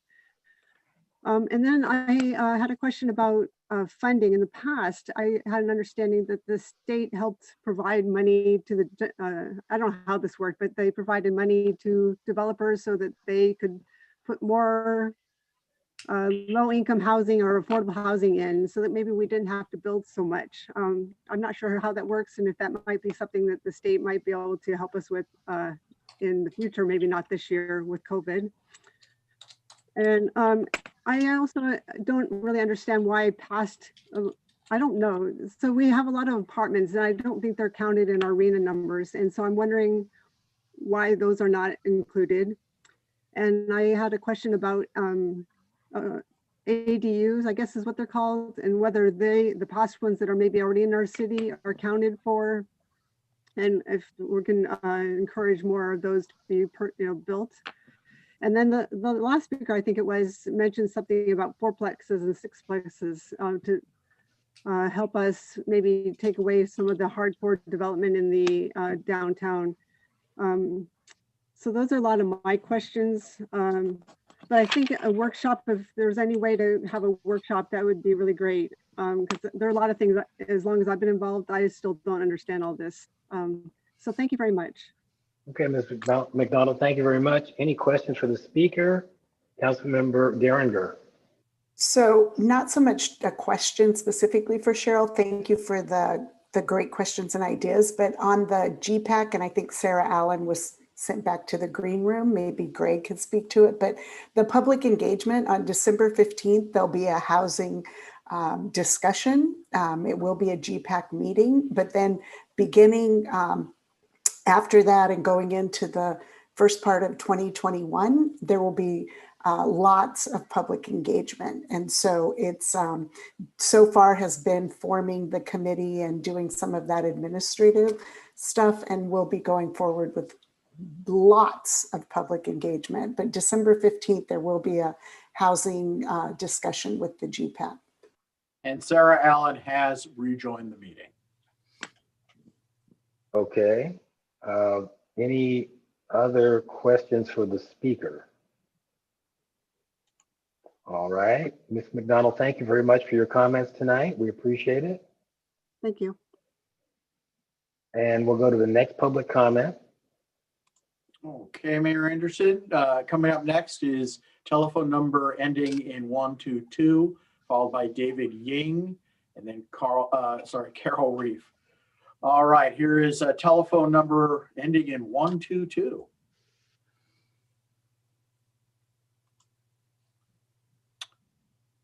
Okay, go ahead. You are on. We won't see you on the screen because you're a telephone caller, but you are unmuted. So go ahead.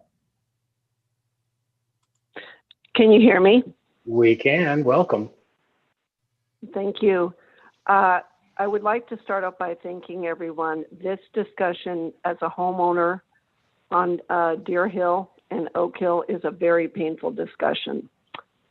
I feel that there is a general casualness to developing on Deer Hill without the significant impact to the homeowners that would be severely impacted. When you're talking about a 5-story minimum development at the Deer Hill parking lots, we don't have hills on Deer Hill or Oak Hill or Happy Valley high enough to buffer those towers that you're casually talking about. So I feel that there's not really a serious regard for how painful this process is going to be. If we have to go through this, which it sounds like we do, then all of Lafayette has to suffer.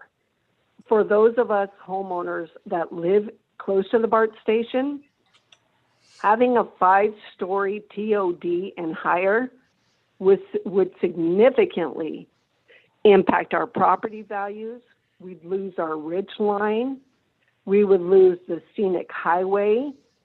Our single-story and 2-story homes, which were maxed out at that, we would lose everything that we bought into Lafayette. So I feel that we really need some serious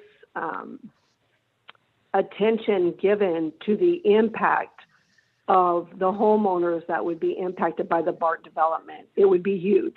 5 stories on Mount Diablo would be less of an impact because the elevation on Deer Hill is significantly higher than Mount Diablo, which gives us a little bit of a ridgeline view. But when I look at the Oakland BART and I look at the other BART stations, 5 stories is nothing. They're going in with massive towers, which I didn't buy my home in Lafayette to look at a massive tower on Deer Hill. So I'm feeling like there's a casual regard of, oh, let's just develop the BART parking lot. BART is perfect for the large units, 800 units. Not if you own property here, it's not. And then you're talking about homeowners would be rezoned. What is the impact to me as a property owner when that happens? I mean, what are my legal rights? I mean, do I just get rezoned because I own in Lafayette and I have property within the R10? I mean, it kind of seems, and I know this is a painful discussion for all of us, but it almost seems like the homeowners are really giving it in the shorts. If we have to do this massive development, all of Lafayette should fill it. All of Lafayette should get 5 stories and face Time is towers. up. Okay, ma'am, I need you to wrap up your comment. My last comment is, can we sever the ties with BART? Okay. Questions for the speaker? All right, well then I will just kind of give you a little bit of perspective. The requirement to rezone the BART stations is required by a legislative action that took place. So we don't have any control over that. And it has a minimum of 5 stories and 75 units per acre as the zoning that the city has to place over that property. So that's something that's really out of our control. We tried to fight it, but it went through anyway. Now, there are other issues that we're looking at that are not out of our control, such as higher density on Deer Hill. And we're going to be talking more about that. There will be meetings that you can participate in, and hopefully you and your neighbors will participate in them to both find out what's being discussed and to voice your opinion about that. But the BART property is kind of a separate deal. We don't really have the option of not rezoning it. We're required to do that. Okay, so thank you for your comments tonight. Can we have the next public comment? Okay, Mayor Anderson. Coming up next is David Ying, followed by Carol Reef, and then Aaron Eckhouse. So David Ying is joining the meeting now.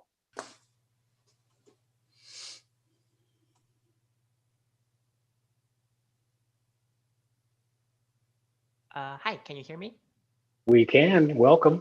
Cool. Hi, my name is David Ying. I am a planner for the city of San Jose, but I'm speaking here today as a Bay Area resident, as a member of East Bay for Everyone, and also just as a planning professional curious about how our fellow cities are looking at these sorts of housing element issues as we all face this upcoming cycle together. I kind of want to mostly just reiterate what Derek and Adam were saying earlier, talking about issues like how the BART development schedule has to be moved up if you want to include it in this housing element, stuff like looking at making lower income housing feasible, and also the issue of whether or not, making missing middle more feasible across the city and not just on the 3 areas that you've identified so far. I want to go a little bit further into talking about like the affordability issue, as well as just the issue of development more broadly.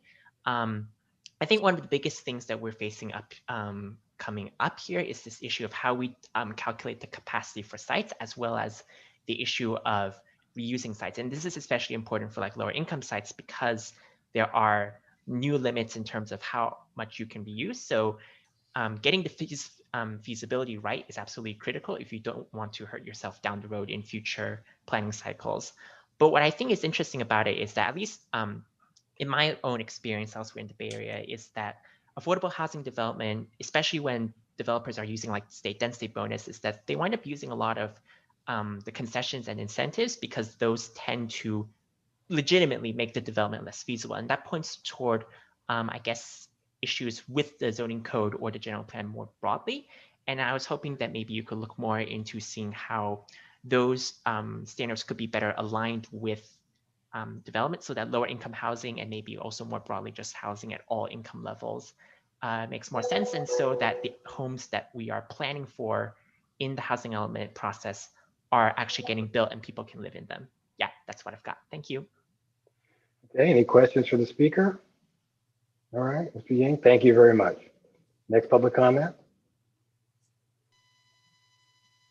We have Carol Reef will be joining next, followed by Aaron Eckhouse, and then Christine Rasmussen. So here comes Carol Reef into the meeting.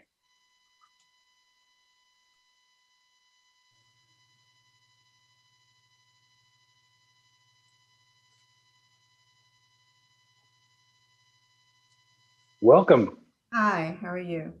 Okay. My name is Carol Reef, and I'm an architect, and I've lived in Lafayette for over 30 years. We've lived off of Moraga Road that entire time in 2 different locations. My children went to Lafayette School, and we've seen kind of that whole Moraga area kind of change over time. We have experienced at least twice a day gridlock where we can't get to the schools, we can't get to anywhere in town. And I'm worried that by creating a zone of densification, which is the only affordable housing in town, that we're kind of creating an impact on Lafayette School in a way that is perhaps not fair and not distributed to the other schools in the city, and also kind of to the existing residents who already have experienced difficulty in getting to BART or other places in the city. And I'm just wondering if it's a fair distribution of the housing if it's only in one district of the city in downtown and then also north of Highway 24. And I think that if we're looking at creating equitable cities, that a distribution of housing throughout the community or in different places is fair. Because right now, I'm going to use a word I would hate to use, okay? It's sort of creating a ghetto. If everything is downtown and only in one location, okay, a de facto. When my children were at Lafayette School, there were people in other parts of the city said, oh, why would you want to go to Lafayette School? That's where the renters go. So if that has always been here in this community, creating all of the housing in only one district is kind of reinforcing existing patterns already. And if we're going towards more inclusiveness, I don't think that this is the way to do it. Not everyone has to go to BART. They have other ways of needs to go to work, whether it's Concord or other places, Martinez or down in San Ramon 680. But I think that there are other ways to think about housing distributed, and whether that is creating planning that allows single family houses to become duplexes or fourplexes. I think that there is a way to look more broadly at housing throughout the city and create a more equitable way of creating housing. Thank you. Okay, any questions for the speaker? Ms. Reef, thank you for your comments. We appreciate it. Next public comment. Okay, we have 4 hands raised, and the next 3 up will be Aaron Eckhouse, Christine Rasmussen, followed by Eric Peterson. If anyone else wishes to provide public comment, go ahead and use the raise your hand function now so we can get you queued up and ready to go. Okay, here comes Aaron Eckhouse into the meeting.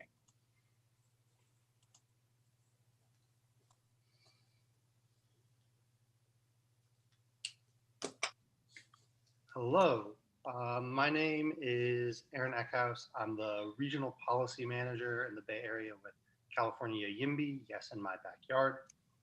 I want to commend staff for a good start on the housing element. I think there's some really generally solid ideas here in terms of increasing density downtown and transit-oriented development at the BART parking lot.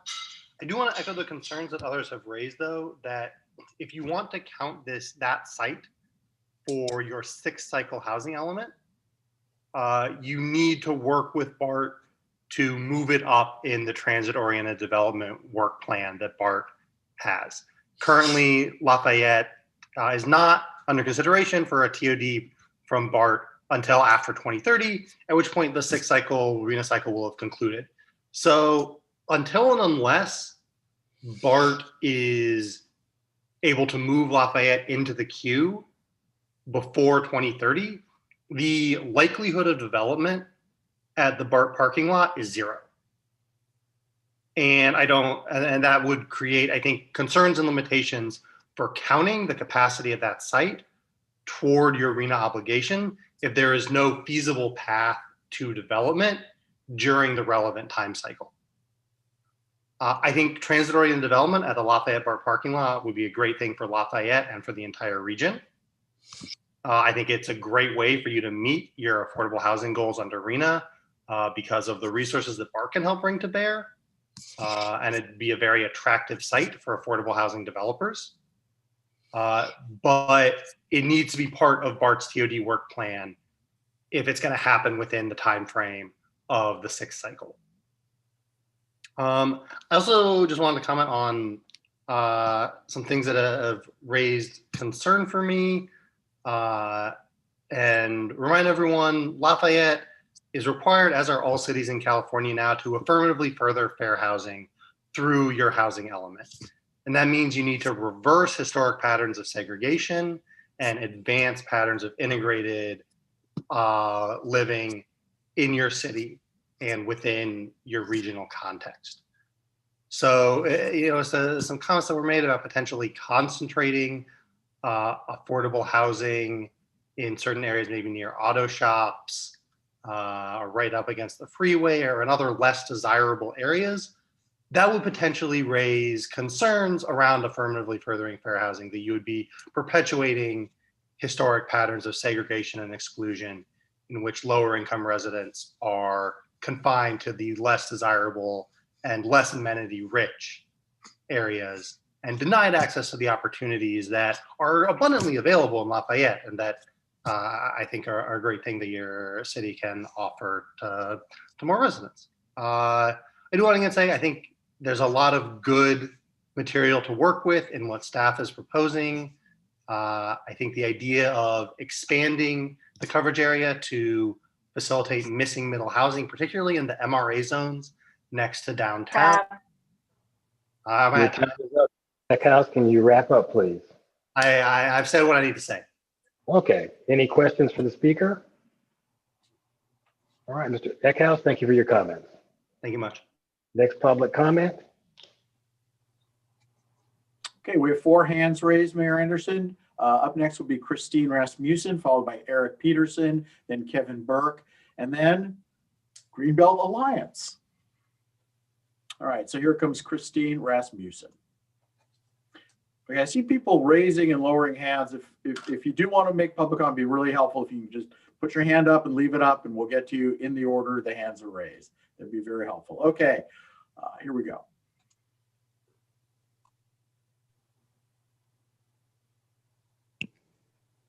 Hi there. It's Christine Hello. Rasmussen. Hi there. I had a couple questions mostly about some of these things coming up. Quick question, are ADUs part of the counts that we are required to?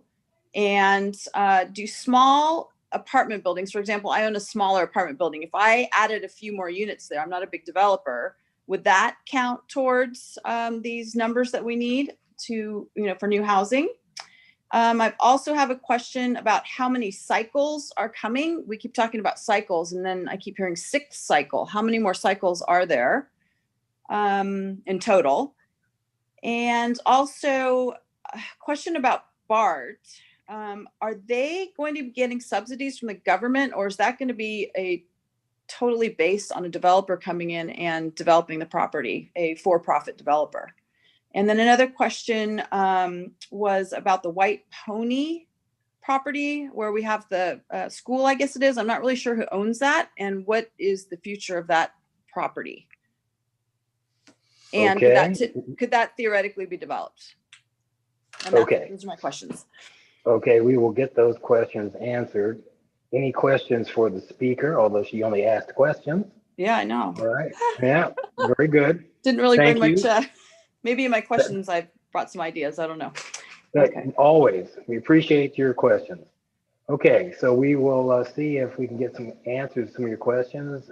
Diana or Greg, what do you think? Can you hit the ADU count? Sure. ADUs, the city can count the number of ADUs. This has not been a particularly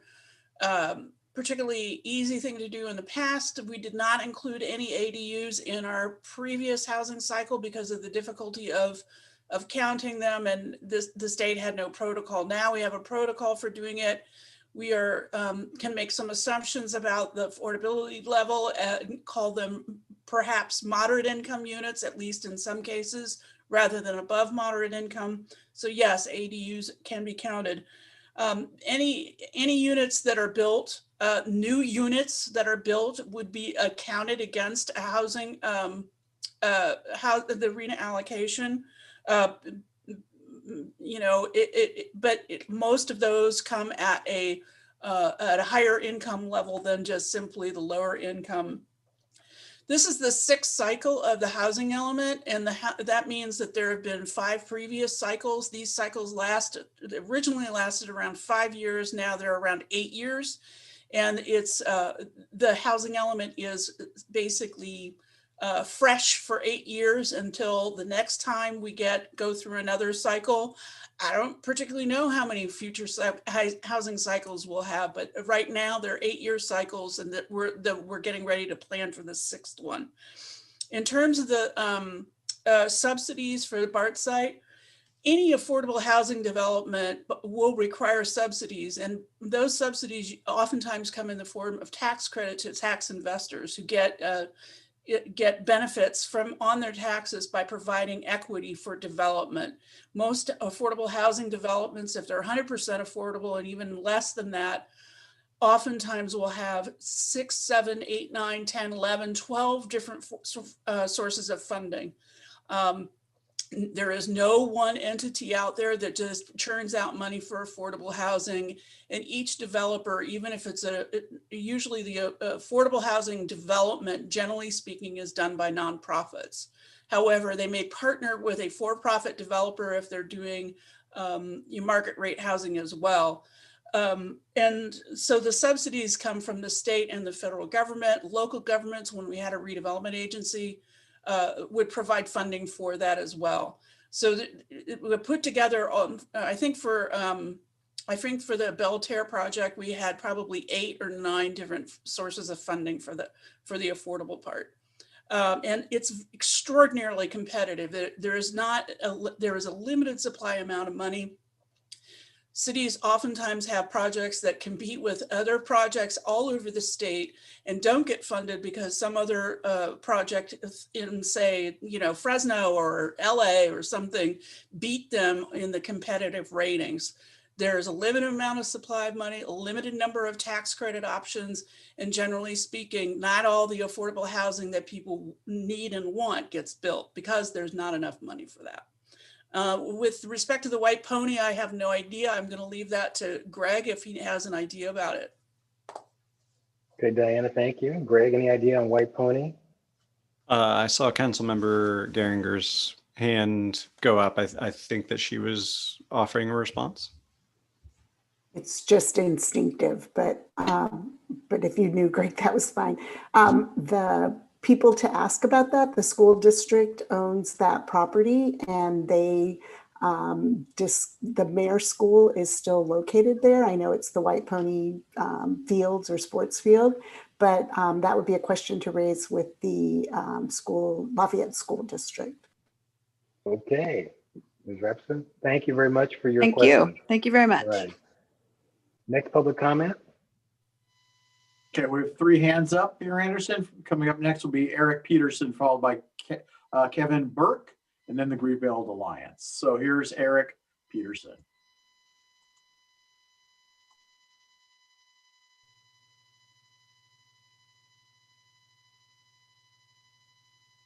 Hello, can you hear me?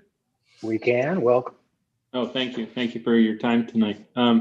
It's interesting. I just became aware of this issue today, and I immediately pulled up the staff report. And when I looked at the land that was being considered for development, I just automatically assumed that there was some sort of requirement that it needed to be within a certain radius of BART. And thank you, Mayor, for educating me on that the fact that the BART development was kind of out of our hands and necessary. But now that I understand that this can be spread throughout the town of Lafayette, I'm wondering why the area north of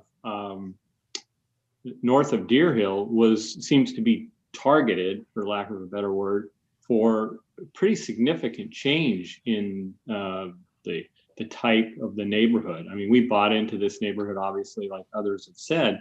It's zoned R10. We live on, half an acre, and we enjoy that. And we obviously paid for that, and it seems like all of a sudden you're coming in and completely changing an area, and you're concentrating it heavily in one area when there are other areas that could be developed, like someone mentioned across from Oak Hill Athletic Club, or Oakwood rather, or the White Pony, or other areas within the city. So I'm really curious why the staff, when they developed this plan, targeted the area north of Deer Hill. It just seems, it's perplexing to me. I'd love to understand more the rationale behind it. Thank you. Okay, we'll see if we can get an answer to that question. Greg, do you want to take that? Greg? Or do you want me to? Well, I'll start and you can add on if okay. Appropriate. So in some respects, when one looks at and I'm glancing up at the zoning map of the city of Lafayette, and for many, many years described it as very much a pebble in a pond, if you will, where there's the heart of the town, and then when one tosses it in, it kind of propagates outwards and gets less and less dense from that downtown core. Out from the R6, which is small lot, single family, well, multifamily and commercial in the downtown.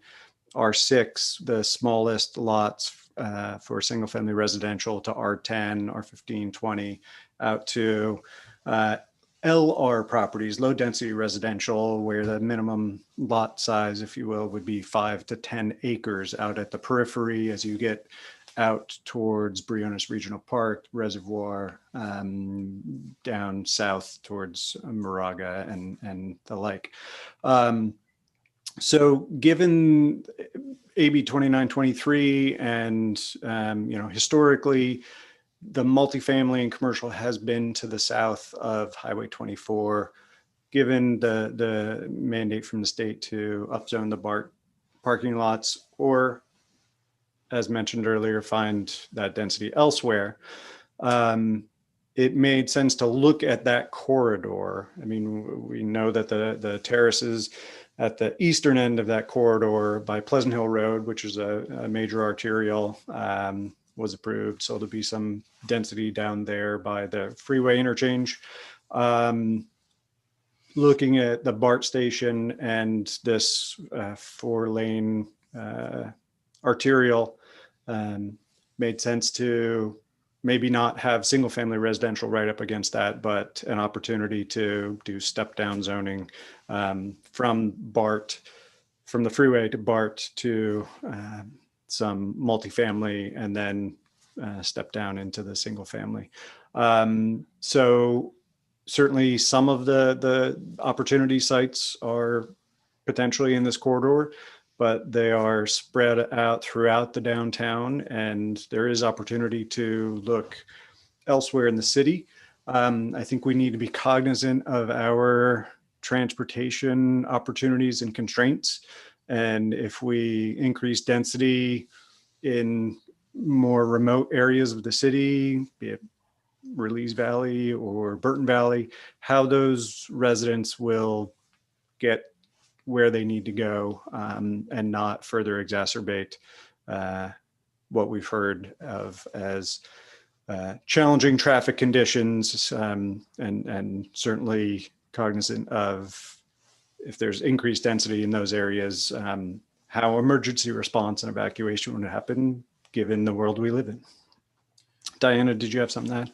Right, a couple of other things to add to that is, one is the idea, and a couple of folks have mentioned this, affirmatively furthering fair housing. It's a new requirement that makes the city be able to demonstrate that it's focusing its development in areas where people will have, especially affordable housing, people will have access to some of the amenities that that the jurisdiction enjoys. For example, close to schools, close to cultural locations, close to shopping areas, etc. And I think that, you know, even a previous speaker mentioned about, you know, putting housing in places where there's a car repair place. These are all locations very close to the downtown. We're not talking about way off in the distance. These are locations in the downtown that are very close to the BART station and other amenities. And so it makes sense to put things there. The other thing I just wanted to say was, you know, in terms of trying to understand what happens, and a previous commenter made the point, what happens if my property is upzoned? And the answer is nothing. If the property owner does not want to do anything with that property, and that upzone will do nothing to change that, they wouldn't have to sell their property. They wouldn't unless they wanted to. But because we didn't identify every single lot with every house on it as a potential opportunity site. Instead, what we did, we looked at sites that could have additional development on them if someone wanted to do that. So just because somebody's house has been rezoned to a higher density use does not mean anything unless the homeowner decides this is a good opportunity for me to sell and leave. So it's not going to be a wall of you know, big buildings all the way along like Deer Hill or anywhere else. It's individual sites within these areas that we have to zone in a way that is not spot zoning, like individual site zoning. Okay, Mr. Peterson, thank you for your questions. Hopefully you got those answers. Can we have the next public comment? Okay, Mayor Anderson, we have Kevin Burke coming up next, followed by Greenbelt Alliance. Here's Mr. Burke.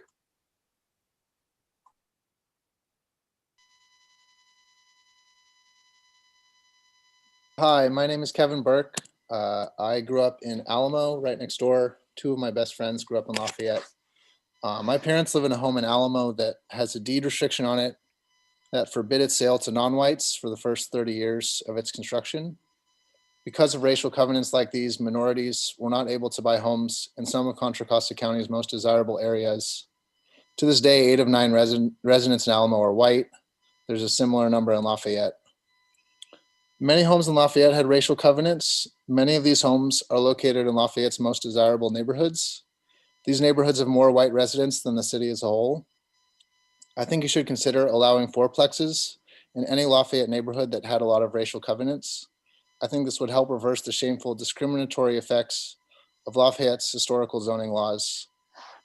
Finally, I'm a new dad as of 3 months ago. I think one of the best things we can do for California's young people is let more of them attend the excellent public schools like the ones Lafayette has. That's going to become more and more difficult if our city continues to restrict the housing supply and price out young families and teachers. My other comment would be to ensure, however you set the zoning, it's with an eye to actually getting shovels in the ground. It's really easy to make the rules so that housing is infeasible or unprofitable. That would be really unfortunate. I think you should work with developers to make sure that housing is feasible on all of the lots that you rezone. Thanks very much and have a good night. Okay, Mr. Burke, thank you very much for your comments. Any questions for the speaker? All right, Mr. Burke, thank you very much. Next public comment.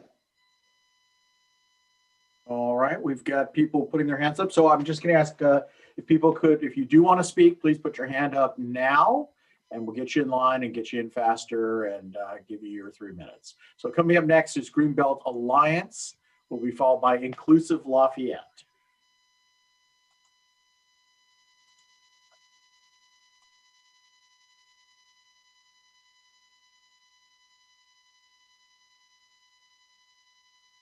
Hello there. Sorry, my name doesn't pop up. I'm Zoe Siegel. I'm the Director of Climate Resilience at Greenbelt Alliance. And Greenbelt Alliance is an environmental nonprofit in the Bay Area that promotes climate smart housing to make our communities safer and more resilient. And I just wanted to, thank staff for this really great presentation and for really taking the initiative to address the housing element very early on and really promoting the density that we really need in our region. As you know, we're at a critical turning point in the climate crisis, and we really need to act now to reduce our greenhouse gas emissions and build resilient communities. And building infill housing is one of the most impactful ways to address our climate crisis. Not only that, building affordable housing near transit is a really critical way to address both the housing and climate crises as well. And I hope that the city works really closely with BART on the transit-oriented development site to move it earlier before 2030 so that it is in this RHNA cycle. And I also understand that there are some people that are concerned about density. And I think, encouraging missing middle or more gradual density is a really great thing to do. And I know that was in the presentation, but I think that should definitely be something that you guys should consider in other parts of the city.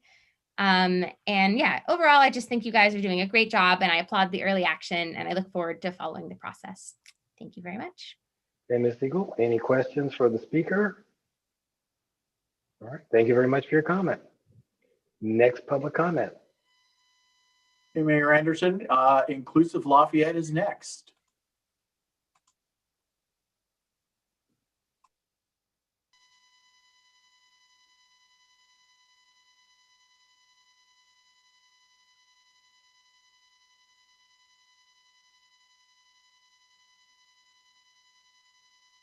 All right, go ahead, Inclusive Lafayette. You are on and live.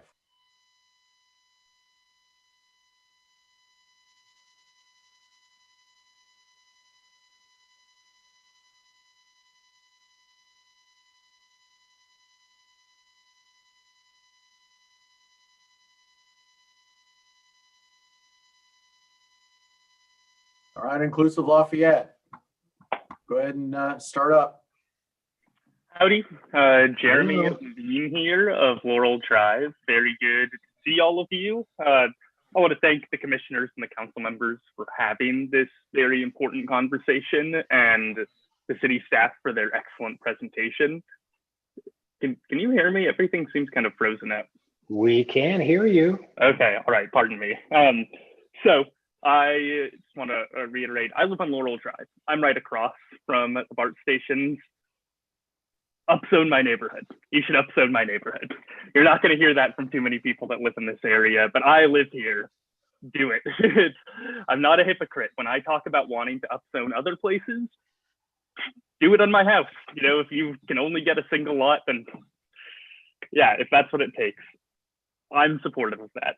Second thing, there are two things we can do in response to the RHNA numbers and the state bills that have come our way, forcing us to build more housing. We can fight the state, or we can plan ahead. And those two things aren't mutually exclusive. We can do them both. But I did hear a lot of conversation early on coming from this group of people talking about how we can fight the state, which I think is, it's going to be important to think about how we can make sure that they're getting their numbers right and using the best methodology possible. And I think that we should be talking about where we can put parking for the BART stations, where we can zone outside of the downtown core, if that's what's necessary to create an appropriately sized buffer to make sure that we are capable of getting these RHNA numbers done. We don't want to face penalties. And again, we can spend energy fighting the state to try and make sure we don't face penalties, but we should hedge our bets and make sure that we're also trying to comply to the best of our abilities with rules that very recently have been given a lot of legal consequences if we don't follow them. So that's the main thing I'm worried about, is the city facing financial liability and risk because we're so focused on opposing the laws that we're not focused on how we can most efficiently comply with them. And if we plan ahead for this parking and public transit to parts of town where we might be expanding housing and other strategies to make sure that our city has the infrastructure capacity to deal with a bunch of new people, then, well, maybe we could deal with some of the traffic that people are so angry about, even without, people are already mad about traffic. It's already a problem we have to address. So if we can look at this housing as a motivator to focus on the problems that we really had to focus on anyway, then I think there's a really productive conversation to be had there. So I appreciate all the hard work you're all going to do, and I'm excited to watch the conversation go forward. Thanks for all your time and attention to this important issue. Okay, thank you, Mr. Levine. Any questions for the speaker? All right, thank you very much for your comments. We appreciate it. Next public comment? No more public comment, Mayor Anderson. Okay, well then we'll bring it back to the commission and council members. We have Mayor Anderson, we had a hand and the hand's gone down. So no more public comment. Okay, I'm going to trust you this time. Now the hand is back. Okay, okay, let's give somebody just one more minute here.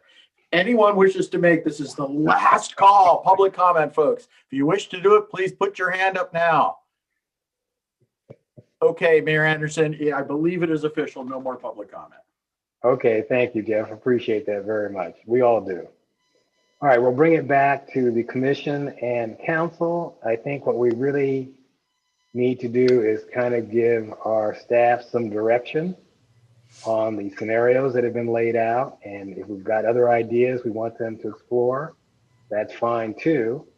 But I think what we're really trying to do is scope the work for the environmental consultant who will begin a process of assessing the different scenarios. So if we can kind of focus in on that, I think staff will really appreciate this process a whole lot. So we're open for discussion. Commissioner LeBon. Thank you, Mayor. I'm a very visual person, and in reading the scenarios, I can intellectually see differences, but I think the real proof in the pudding, if I can use that, would be something visual. So what I would ask, and I know Greg's probably cringing because I've done this before, we've used, and Greg, you've done it where you've done massing on Google and block massing. And I know earlier we talked about this and it might be a little difficult, but my suggestion would be some basic assumptions be made for each scenario with the relative densities. So there's going to have to be some, somebody's going to have to do some assumption on that. And then show the different scenarios in a way that we could, from a visual level, look at all scenarios and get a sense of kind of the worst case. And I say worst case, and maybe that's not the best phrase, but most aggressive development phase, to really show and highlight the differences so that we can make an informed decision on where we want to put this housing. And I would go on to ask that we consider those most aggressive phases with the density bonus included, because I think, at least from my perspective, that all of the housing projects I've seen in my time on Planning Commission have been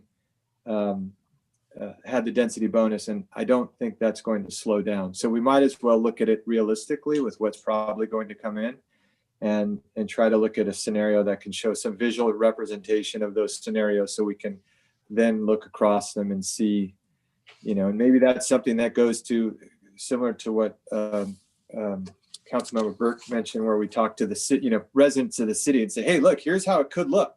What do you want? Because right now this is a little abstract for most people, and I would put myself in that category as well. That's what I would like. All right, fair enough. Other comments? Commissioner Radonich, I'm sorry. Radnich, close. Radnich, Mayor Anderson, I don't know if you would know this answer, or maybe Greg, but under AB 2923 for BART's, development, I thought I remember when this, was a thing that, when people were voting on it, that there was something about eminent domain. And is there an eminent domain portion to the bill? Can BART, so what I'm getting at is, do we need to consider what type of density we want around the BART station if BART could potentially use eminent domain to take over adjacent parcels to the BART-owned parcels that are currently there? Does anyone know that answer? Greg, go ahead. The bill as revised and ultimately signed into law is limited to parcels that BART has already owned. So through other means, be it outright, arm's length transactions or other means, any property additionally acquired is not subject to 2923. Okay, that's my question, just to think about going into it. Okay, thanks. Okay. Commissioner Sturm. I just wanted to sneak 3 questions in before we get fully into discussion. Could staff respond to the multiple public comments we got about BART's plans for Lafayette starting in 2030 and whether that's something we need to take into consideration or not, or something we need to act on? Yes. In order for the speakers were correct that in order for it to be considered as part of this housing element cycle, we would have to petition BART to move it up. That is not to say that BART would actually necessarily implement development, but that we would request that we are included so that we can count the units in our development as part of this housing element cycle. Okay, got it. Thank you. And then my other question was about ADUs. Diana, you mentioned that we can count them, and I was just wondering, one, how that works, like how many can we count? And then 2, I haven't looked into it a ton, but I'm aware of the program that they just started up in Danville with the pre-approved plans that are available. And I was wondering if we were looking at doing something like that, and if we did something like that, does that change how we can count ADUs? I can speak to the first part and I'll let Greg speak to the second. The first part is the way that right now the rule of thumb that the state has come up with is that since the ADU laws have changed so dramatically to make it so much easier to do them, they're recommending taking the last 3 to 5 years of development of permitted ADUs in the jurisdictions, average them, and then multiply by 8. So if you had 10 in the first year and 20 and then 30 and then 40 and then 50, and then you average those and then multiply 8 for the 8-year cycles, that's what you can count. The income category that you can count, however, under is we have to demonstrate, which I've been collecting now for many months. Every month I do a scan of Craigslist and other things to look for specifically people who have ADUs, they call them in-laws, like on Craigslist, that are for rent. And when we're collecting this information and sort of making some best guess or judgment about what the actual affordability level is for those units so that we can count them, hopefully at least the moderate income level rather than above mod. I'll defer to Greg for the other question. So sorry, for the income category, so you would look at what you were saying, you do the research and then you use that as backup to justify us selecting a certain, okay. Yes. Okay, sorry, Greg, go ahead. So the question related to Danville's efforts to retain architects, to one or more architects to develop essentially pre-approved plans that a property owner could just essentially use and build an ADU. So Lafayette could undertake such a provision. It could be a program in the next housing element, for example. I can look into the budget, but I know it was, I believe, in the range of $30,000 to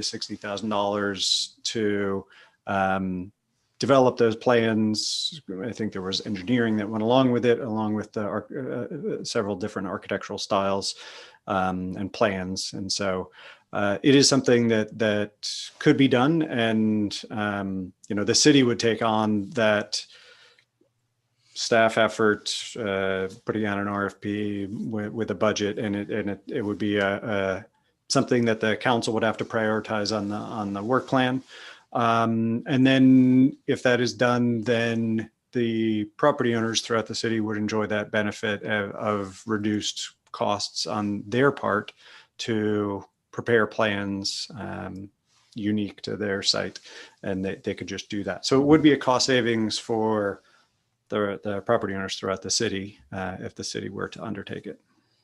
Okay, but it wouldn't, so that would potentially impact how many ADUs we have permitted down the road, but we couldn't use that retroactively to inform how we count ADUs toward our RENA allocation. I don't know that it would necessarily affect the income level that we could attribute to the housing element in our RENA numbers. We could potentially explore as part of that effort that if a property owner were to choose to use those plans, that there may be some form of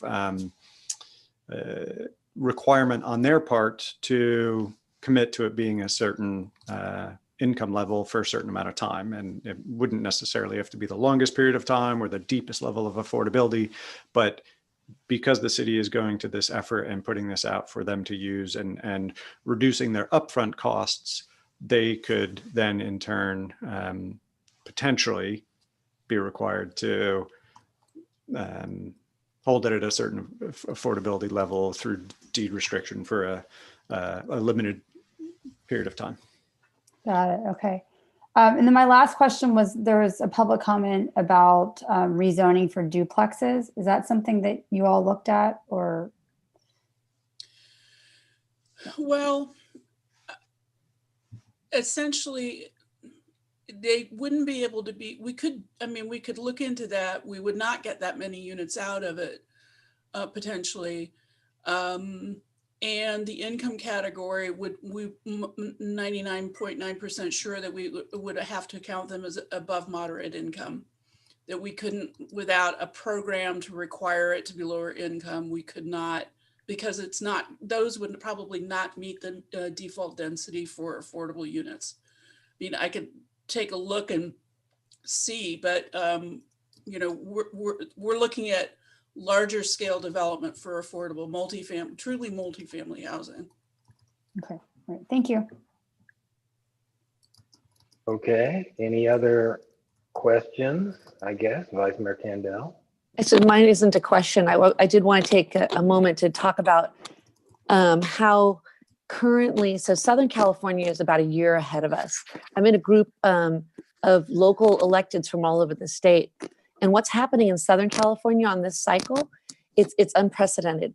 So 32 cities in Orange County signed a letter challenging the numbers from HCD, not challenging SCAG, but challenging the overall allocations based on this Embarcadero Institute study and a Freddie Mac study.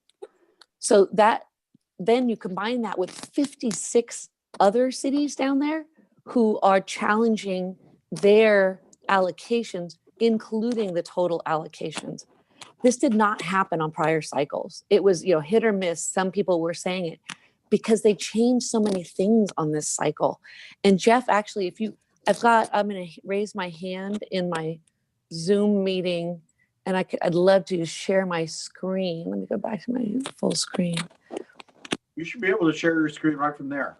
I can't do it on my pad, so I had to log in as a separate person under Susan Candell. Oh. All right, this will be a new one. So are you operating that other account? Yes. Yeah. Oh, all right. Okay. So if you invite me in on that one, then I'll share it. And so you're in. Here I am. Okay. All right. So I'm not going to unmute, but I do want to share my screen.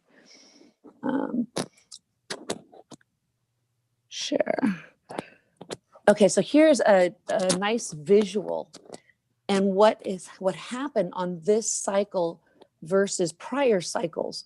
So if you look at this, these two first bar graphs is the methodology that HCD used in the 5th cycle, as well as for prior studies, not part of the 4th cycle, but prior studies into the 5th cycle. So if they had on this cycle plugged in Department of Finance's numbers for this cycle using the one that they've been using for decades, it would have come up with these much lower numbers. That happens to coincide very closely with a totally independent Freddie Mac study that came out in February, both of these pre-COVID. So what is the issue here is that, so you see the new HCD, what happened is that there's some double counting, as well as they changed the occupancy rate, the vacancy rate used by housing held by people versus housing held by corporations, non-people. And they increased that number significantly.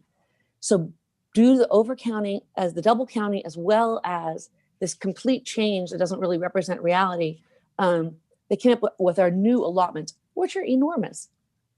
It coincides very closely with the McKinsey and Company study, and those are even dwarfed by a more recent one by the Elmendorf and Monkenham studies. So why this is important, so I'm going to go to my other, let me see if I can share this one. Why this is important is that, let me see, I get to unshare my screen here. The housing production, I don't know if I'm able to get this thing up. So stop share and bring up my other share.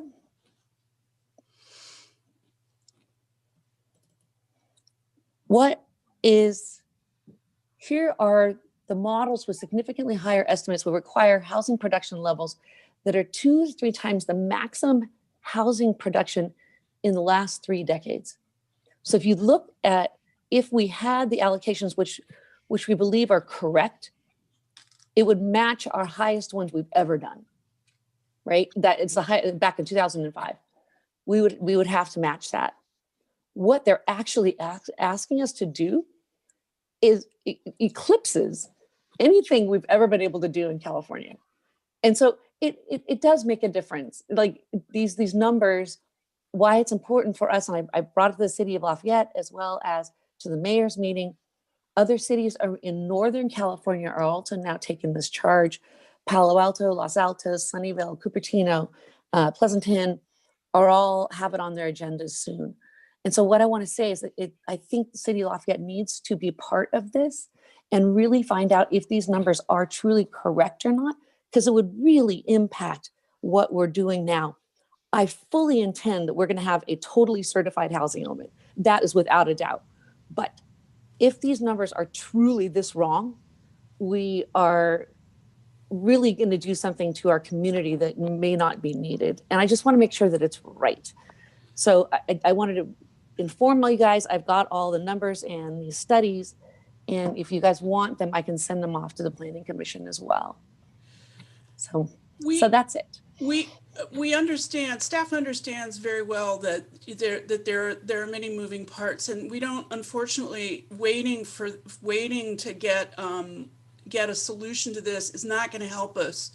I think another way to frame the discussion is we're going to look at the worst case scenario with 1,660 units and see what those impacts are, and then if the number is lower, we're golden. So that we will have in place the study done, and we can have a robust discussion based on whatever the numbers ultimately are. But we cannot, as a staff level and environmental review clock, we cannot wait for the solution to this at this time without running in serious jeopardy of becoming uncertifiable and therefore subject to a lot of stuff that, for example, losing complete control over all housing development in the city of Lafayette. I also feel we know that this is an issue, and I'm hopeful that we can kind of stay focused on the particular issues of what we need to do as marching orders so that we can continue the work that we do and have this discussion that you're bringing up is really important too, but not as part of what we're trying to do here. If I may be so bold as to say, we need direction on what we're going to do, even if ultimately those numbers come down, which we all hope they will. We still have to move forward with this. I don't know if Greg had anything other you wanted to share about that.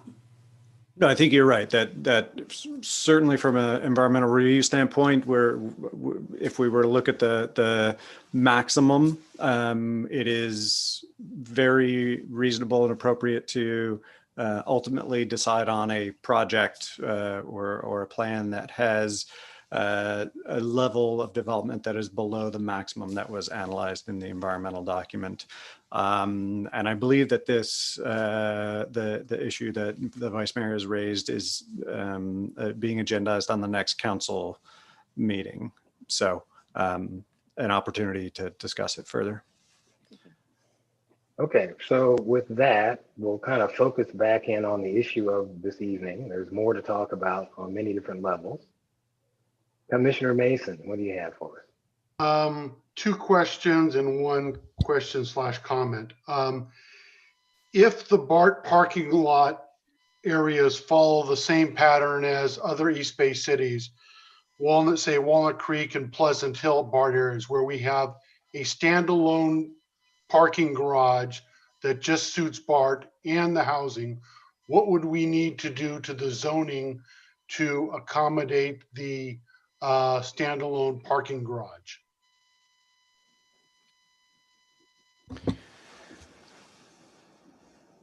I think that's unclear at this point. BART, the city has been clear in its representation to the BART that it is critical to replace the parking for the users of the system, and for multiple reasons. It's also, I think it is unrealistic to think that all of the occupants of the units, should the site be developed with housing, none of them would use cars. And so there needs to be parking as far as we're concerned. And BART has indicated a willingness to work with us, even though the TOD standards don't necessarily require parking. I think that they have a relative track record of producing it, in example projects that you have cited. Given that we're obliged to zone to the TOD standards, I don't know that it would be permissible to require, as part of the zoning, that parking garage. But we can explore that, and if it is feasible to do that and still comply with 29 and 23, we would do that. Either just accommodate the parking. And I wouldn't necessarily want to prescribe a design solution, be it a standalone multi-story parking structure. But I think requiring some form of parking to serve the users of the system as well as the residents and or office, if we are able to do that and comply with 2923. Thank you. Second question is for the new residential units within a half mile of BART. Would it be possible to take, for lack of a better term, a San Francisco approach where they prescribed maximum parking ratios for their units, with the thoughts that if there's no place for the residents to park, they won't have the cars, and it will encourage them to take BART? And I realize this is discussion for everybody, but is that something that we could feasibly do if you're given direct? I believe legally we could implement that as part of our zoning code. I think there are policy discussions and decisions that would need to be made. And you would probably hear comments from surrounding property owners and neighborhoods about overflow impacts. And so it's not a simple solution, but I think it is something that's technically feasible through zoning. And last one is a question / comment. I'm a big advocate of teacher housing. Teachers don't get paid enough to live around here. In a previous life, I designed 3 teachers housing projects. The requirement for a teacher's housing means the land has to be owned by the school district in order to have the deed restrictions. So I'm automatically thinking of White Pony and Burton Valley along Roar Drive. But those are single family residents.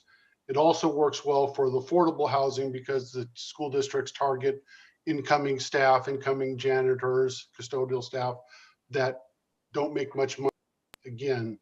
So is it possible to have outreach and discussions and maybe look at that by upzoning those areas that would increase the incentive for teachers housing and also meeting a low cost element? I think that's possible to look at under the larger general plan and land use map. I don't know that it would necessarily sort of fall under and within this kind of our focus this evening of larger numbers and RENA allocation. But I think your suggestion, your idea is well taken, that they're not single family residential sites in these neighborhoods, despite being zoned single family. And so it may be appropriate to look at that further, and along with that, school facilities allow for some level of residential development that would serve the employees of the district. Thank you. Okay, Commissioner Farzan, did you have a comment or a question? Just a quick point. The TOD for BART has a maximum for parking, not a minimum. So just that question just came up. I think it's 1 for residential units. Okay. So, Councilmember Burke, I'm going to get to you next. Let me just once again restate our goal in case we are wandering, which I think we are. We really need to take a look at what kind of scenarios we want our staff to put forward for environmental assessment by our consultants who'll be looking at new plans for housing in Lafayette. Now, I'm happy to stay and talk about all the different aspects of that, but I want to make sure we're moving at least towards some indication of where we want staff to focus, or if we have other ideas, what those ideas might be. So, Councilmember Burks, I know you had your hand up, and I'll get to you. Gary, I'll get to you next. Councilmember Burks, go ahead. Oh, sorry. Thanks, Mike. Yeah, no, in the spirit of your goal here, I'll just ask this question, and hopefully it can help guide us or funnel us in that direction. Maybe to staff, which one of the scenarios would lend itself to enabling us to keep the most flexibility as the state legislature changes or moves the goalposts again and again and again over the next 5 to 7 years with new housing and land use packages that will likely be passed? Because what we're all looking at today, the landscape we're looking at today, I'm fairly confident it will look very different after the next session and what the governor signs. So I'm not interested in locking us into something that doesn't allow us to move laterally when new laws are passed. If that makes sense at all. This year's was stunted. This session was, and we're not going to. Unfortunately, we won't have the expertise of Councilmember Bliss running the legislative committee to help us get through that. But we will have Townsend, as our advocacy firm helping us. But hopefully that question makes sense. It makes sense, and I don't know that we have a definitive answer on that at this point. And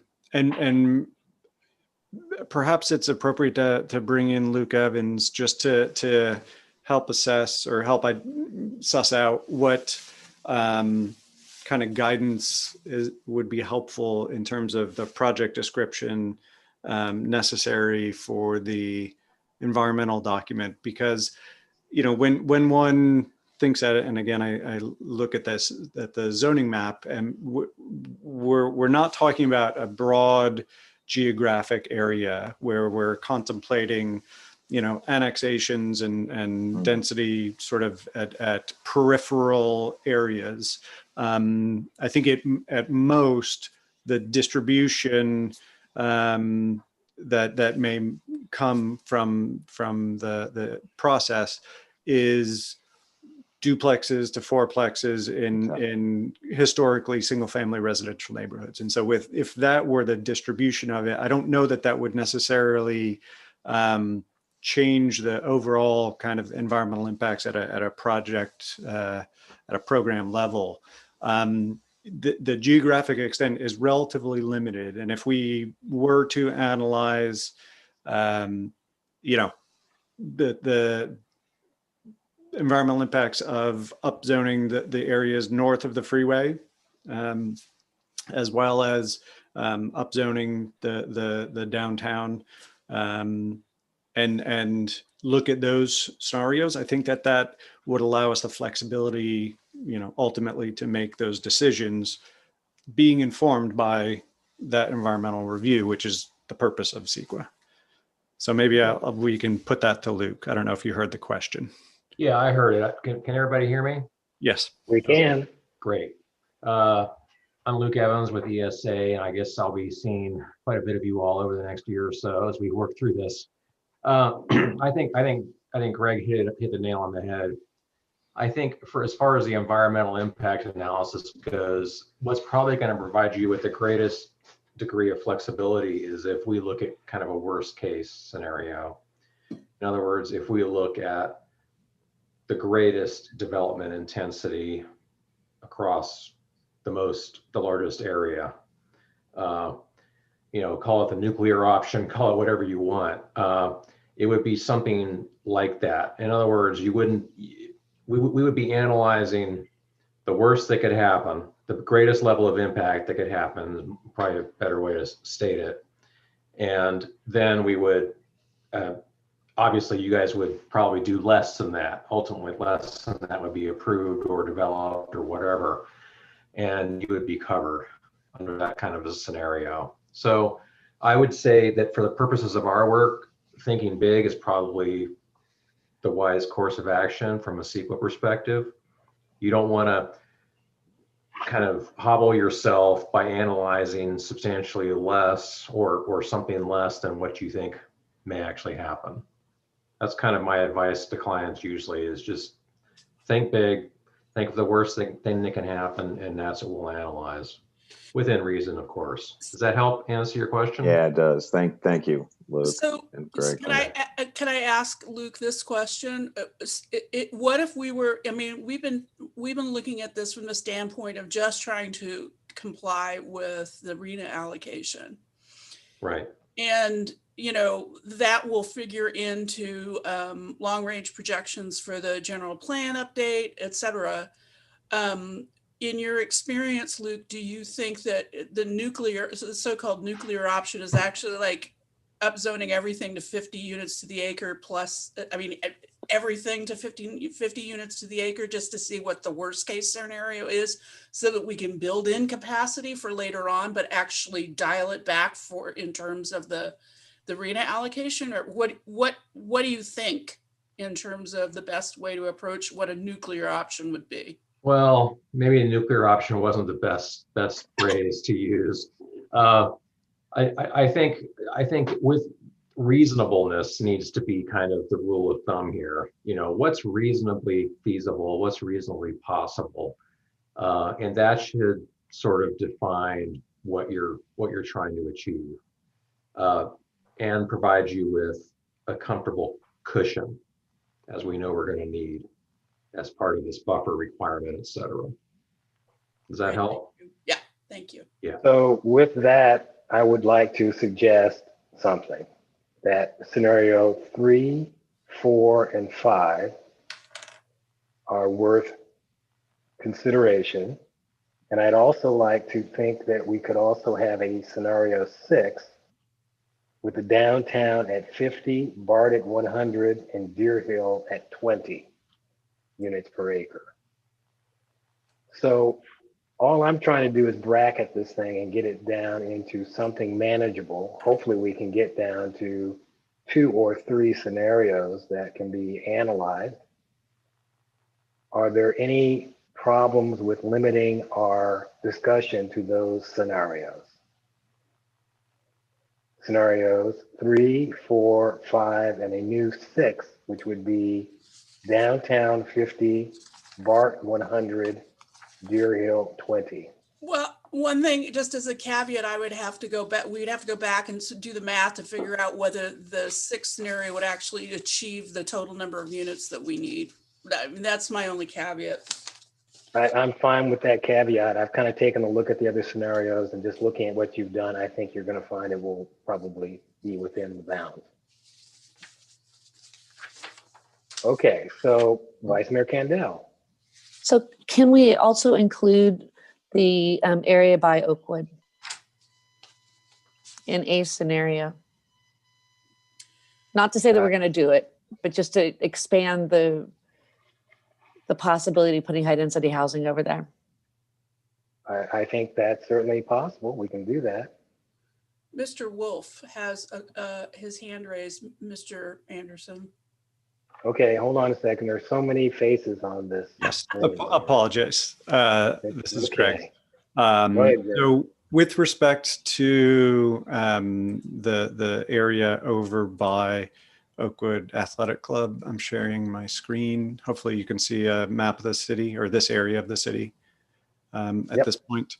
So Oakwood is roughly center screen. And so can I ask what area or areas would be part of that? I'm turning on the zoning layers now so that what is the reservoir is zoned LR10, as is the 52 acres to the north of the reservoir. Oakwood itself is zoned R10, as is the property to the west across Paulson Court. There's a small area of multifamily residential, a couple apartment buildings down in here, and then the Orchard Nursery as well as R10. So happy to include any of these additional sites in the environmental analysis, but some direction there would be helpful. Well, I think, let me just kind of try to help facilitate the conversation. The sense I get that most people see the area that's been cleared opposite Oakwood, that area where you have the cursor right now, as being a fairly flat area that could be developed. This is the same place where we had the battle over the Sunrise senior living so many years ago when I was on the planning commission. So I think it's probably the best potential site on that 52 acre piece. And I would extend that line all the way across down to the other end at the east end of the property. So in other words, it's that clear disc area, all that down to down to Mount Temple Boulevard. Yeah. North of this tree line, if you will. Yeah, pretty much something like that. You've got some riparian in there, that would be a problem. Right now. But you can certainly look at that. Okay. So Vice Mayor Candell, I don't know if that's kind of what you were thinking, or if you had a different idea. No, I think so. If this is just for the environmental impact reports, I think that's important. Sure. Yeah. Okay. So we'll have that as kind of a wild card. I'm not quite seeing a whole lot of pushback on scenarios 3, 4, 5, and this new 6. Does that mean we're making progress, or are people just getting tired? Both. Okay. Commissioner Sturm. I guess I have maybe a fourth option. Sure. So at this point, I fully support expanding the downtown and increasing density in some of the areas right around the core downtown. But my feeling is that if we increase the density and the height dramatically anywhere, it's going to have a bigger impact on the character of Lafayette than just increasing the density to a sort of medium density around downtown. So the option that I had in mind, I think, is a variation on scenario 4, which would be to up zone. So the BART station is going to be, well, 75 units per acre, the minimum, I guess. And then 35 units per acre in the sort of blue outlined areas around BART. And then 50 units per acre within the core downtown area north of Mount Diablo. 35 within that purple area south of Mount Diablo. And then the 2 blue outlined study areas south on the south side, upzoning those to 35 units per acre. And then with that package, I like the idea of on the BART property, designating a split, like 50-50 or 60-40, as we discussed earlier. And then also I think this is part of scenario 4. So I think staff worded it as preserving certain sites within the core downtown for retail and commercial use only. So I could see that being a good idea, or if we have the ability to do something like what was suggested at the BART property in requiring mixed use in the downtown.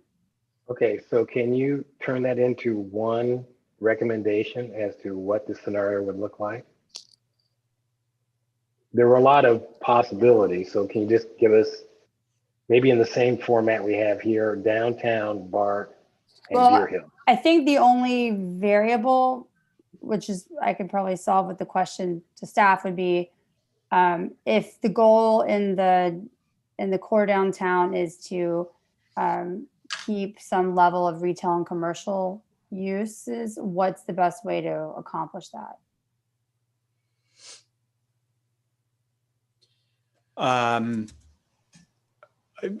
We would want to amend the zoning to require mixed use and not allow housing by right.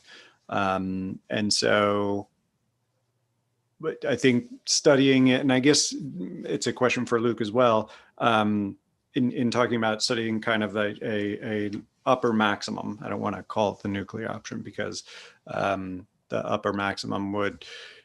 So, what I think I heard Chair Sturm putting out was a little more nuanced, which I think we could, the question to Luke is, if we study, 50 units throughout the downtown and 35 in the adjacent multifamily areas, that would allow us, a high enough level of analysis and impact analysis to then play with those numbers a little bit and do trade-offs or come in below those, what was studied, correct? And so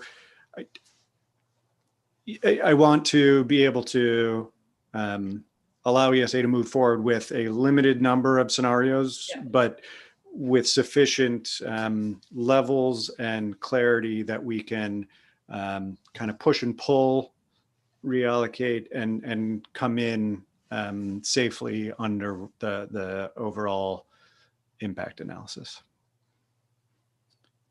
And so what I think, I'm seeing Luke hold up his thumb that I think I'll call it the Sturm option for the moment, would fall within the upper limits of studying that. Okay.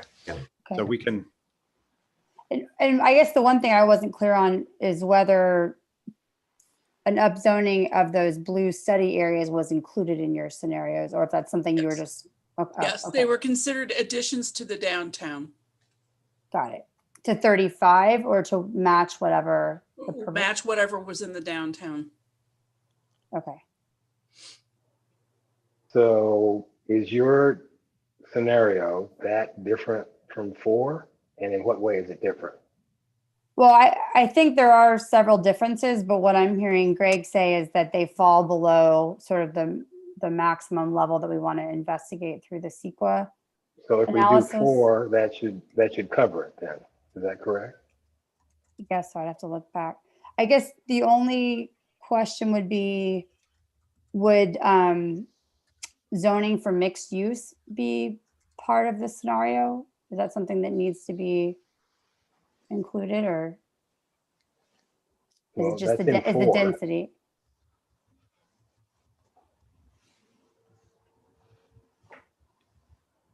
It is in 4, and if we were to expand the area, so it actually would, I think scenario 4 essentially disallows residential in those 14 acres, focusing our commercial service office opportunities.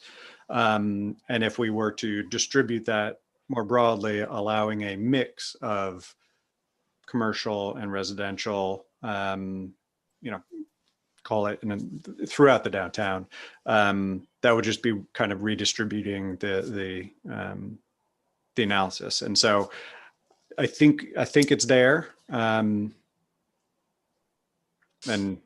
if Luke, speak up if you think otherwise. No, I think you're on the right track, Greg. I kind of like the blanket approach that kind of covers a lot of these scenarios that you could reel in, send out a little bit, and it would cover everything. Sure. Okay, so I from that conversation, I think we're saying scenario 4 is going to be broad enough that it includes the nuance that Commissioner Sturm was interested in. Okay, good. So we're at 3, 4, 5, 6, and opposite Oakwood. Any other thoughts or concerns? How many? Okay, go ahead, Councilmember Geringer. First of all, thank you, Christina, because I did have a number of questions. I just want to confirm one last time that somehow in 4, 5, or 6, all of the blue circled areas labeled 2.01 through 2.12 will be studied, will be analyzed under the work that Luke is going to do. There are very Okay, few thank you. opportunity sites in those areas, however, ones that we could actually count units from. But yes, they're both included. Okay, that's why they're identified there. So they will be included. So how many scenarios do we want to look at? Luke? That's a Luke question. Well, right now we've got what, 4 that you all have talked about, 3, 4, 5, and this new 6. Yes. Correct. I have to go back and Greg, this is, I don't want to get into details about scope and all that kind of thing, but I like to go in and look and see exactly what we kind of agreed to in our contract as far as what we look at. Because obviously there is a limit to the number of scenarios that we can look at within our scope and budget. So I believe that we are, with those 4 that you're identifying there, I think we're okay, but I would like to verify that before we finalize, if that's okay with you. And you just, the 6, I'm going to double check and make sure that we can meet the number with that first. Right. So. Right. Okay, so we have 3 scenarios, 3, 4, 5, and 6, and the area opposite Oakwood. Mm-hmm. Commissioner Rednich. Okay, I'm hoping you can just help me understand because I'm getting a little confused on scenario 4, which is downtown 50, BART 75, mixed use, and Deer Hill 35. Why would we be considering removing office and retail that's currently located in our downtown, so say south of BART? Why would we potentially consider removing that, replacing it with housing, but but then being open to putting retail and office at BART. So in my mind, I just personally don't care for scenario 4. I don't see the benefit, and I'm hoping somebody can help me understand the benefit of this scenario. In my mind, it sounds like we're just shifting where retail and office may be located within the city. And wouldn't we want to kind of keep it in the core area where it's currently located? If we're going to have to develop the BART site, wouldn't we want it to be as much housing as possible if it's something that we have to do? I'm just trying to understand. So I'd love just other people's thoughts on that. Well, I didn't put scenario 4 together, so maybe those who put it together can help us answer that question. Yeah, scenario 4 was in response in part to what we have seen. I think perhaps as in that we had not identified the two biggest office parks in the city as opportunity sites for housing yet in the last cycle, yet we did see both of them. One is demolished and the other is being proposed for housing as well. And so seeing the reduction in service and office space in the city, scenario 4 tries to balance that and bring that back, I think, to, oh, I'm sorry, I'm talking about scenario 5. So scenario 4,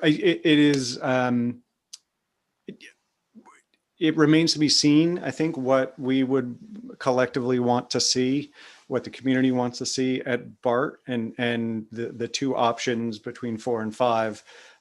It could be purely residential, it could be purely office. If the city has the opportunity to zone it for simply office at essentially the same scale and density as residential, doing that would have implications on being able to meet our RENA numbers for sure.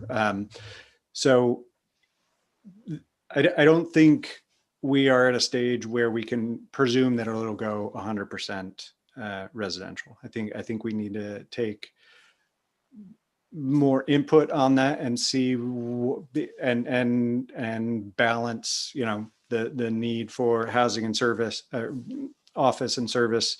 I wouldn't necessarily put it as retail or but the residents north of the freeway would not necessarily want to have to come down into the core area for all their goods and services potentially.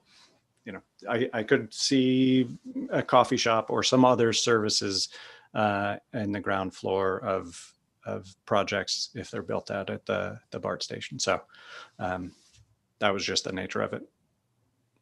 Okay, thank you. Okay, Vice Mayor Kandel. So thank you, Anna, for clarifying that. And Christina, both you guys are hitting on things that I wasn't a little bit confused about.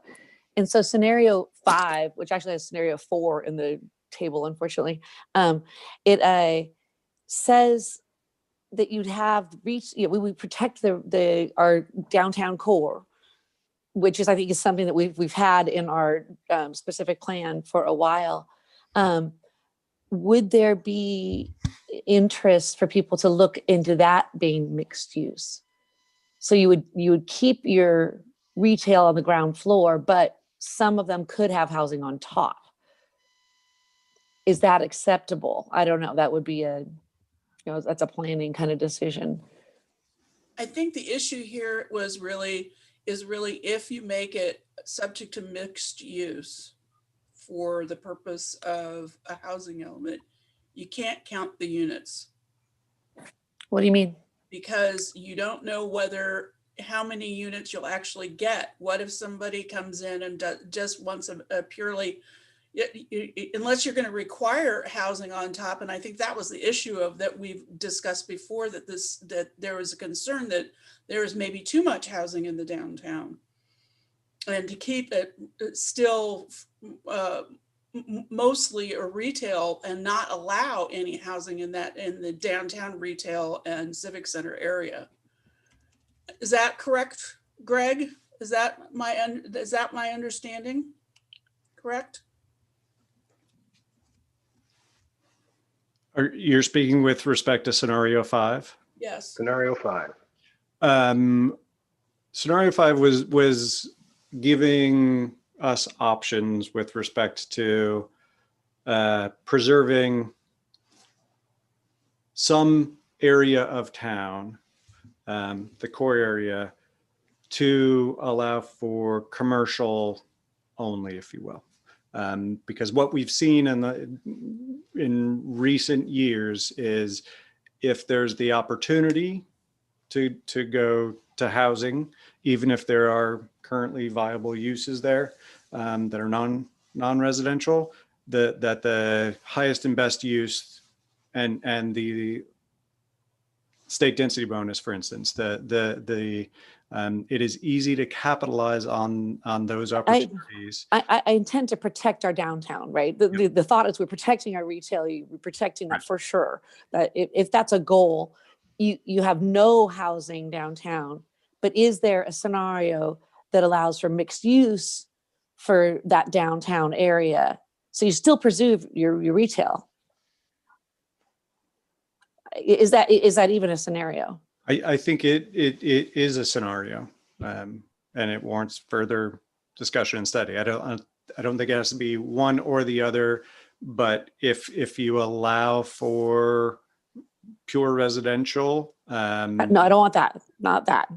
or if you allow for residential by right, then I think that is probably what you would see, unless the circumstances change significantly. Right. Commissioner Farzan?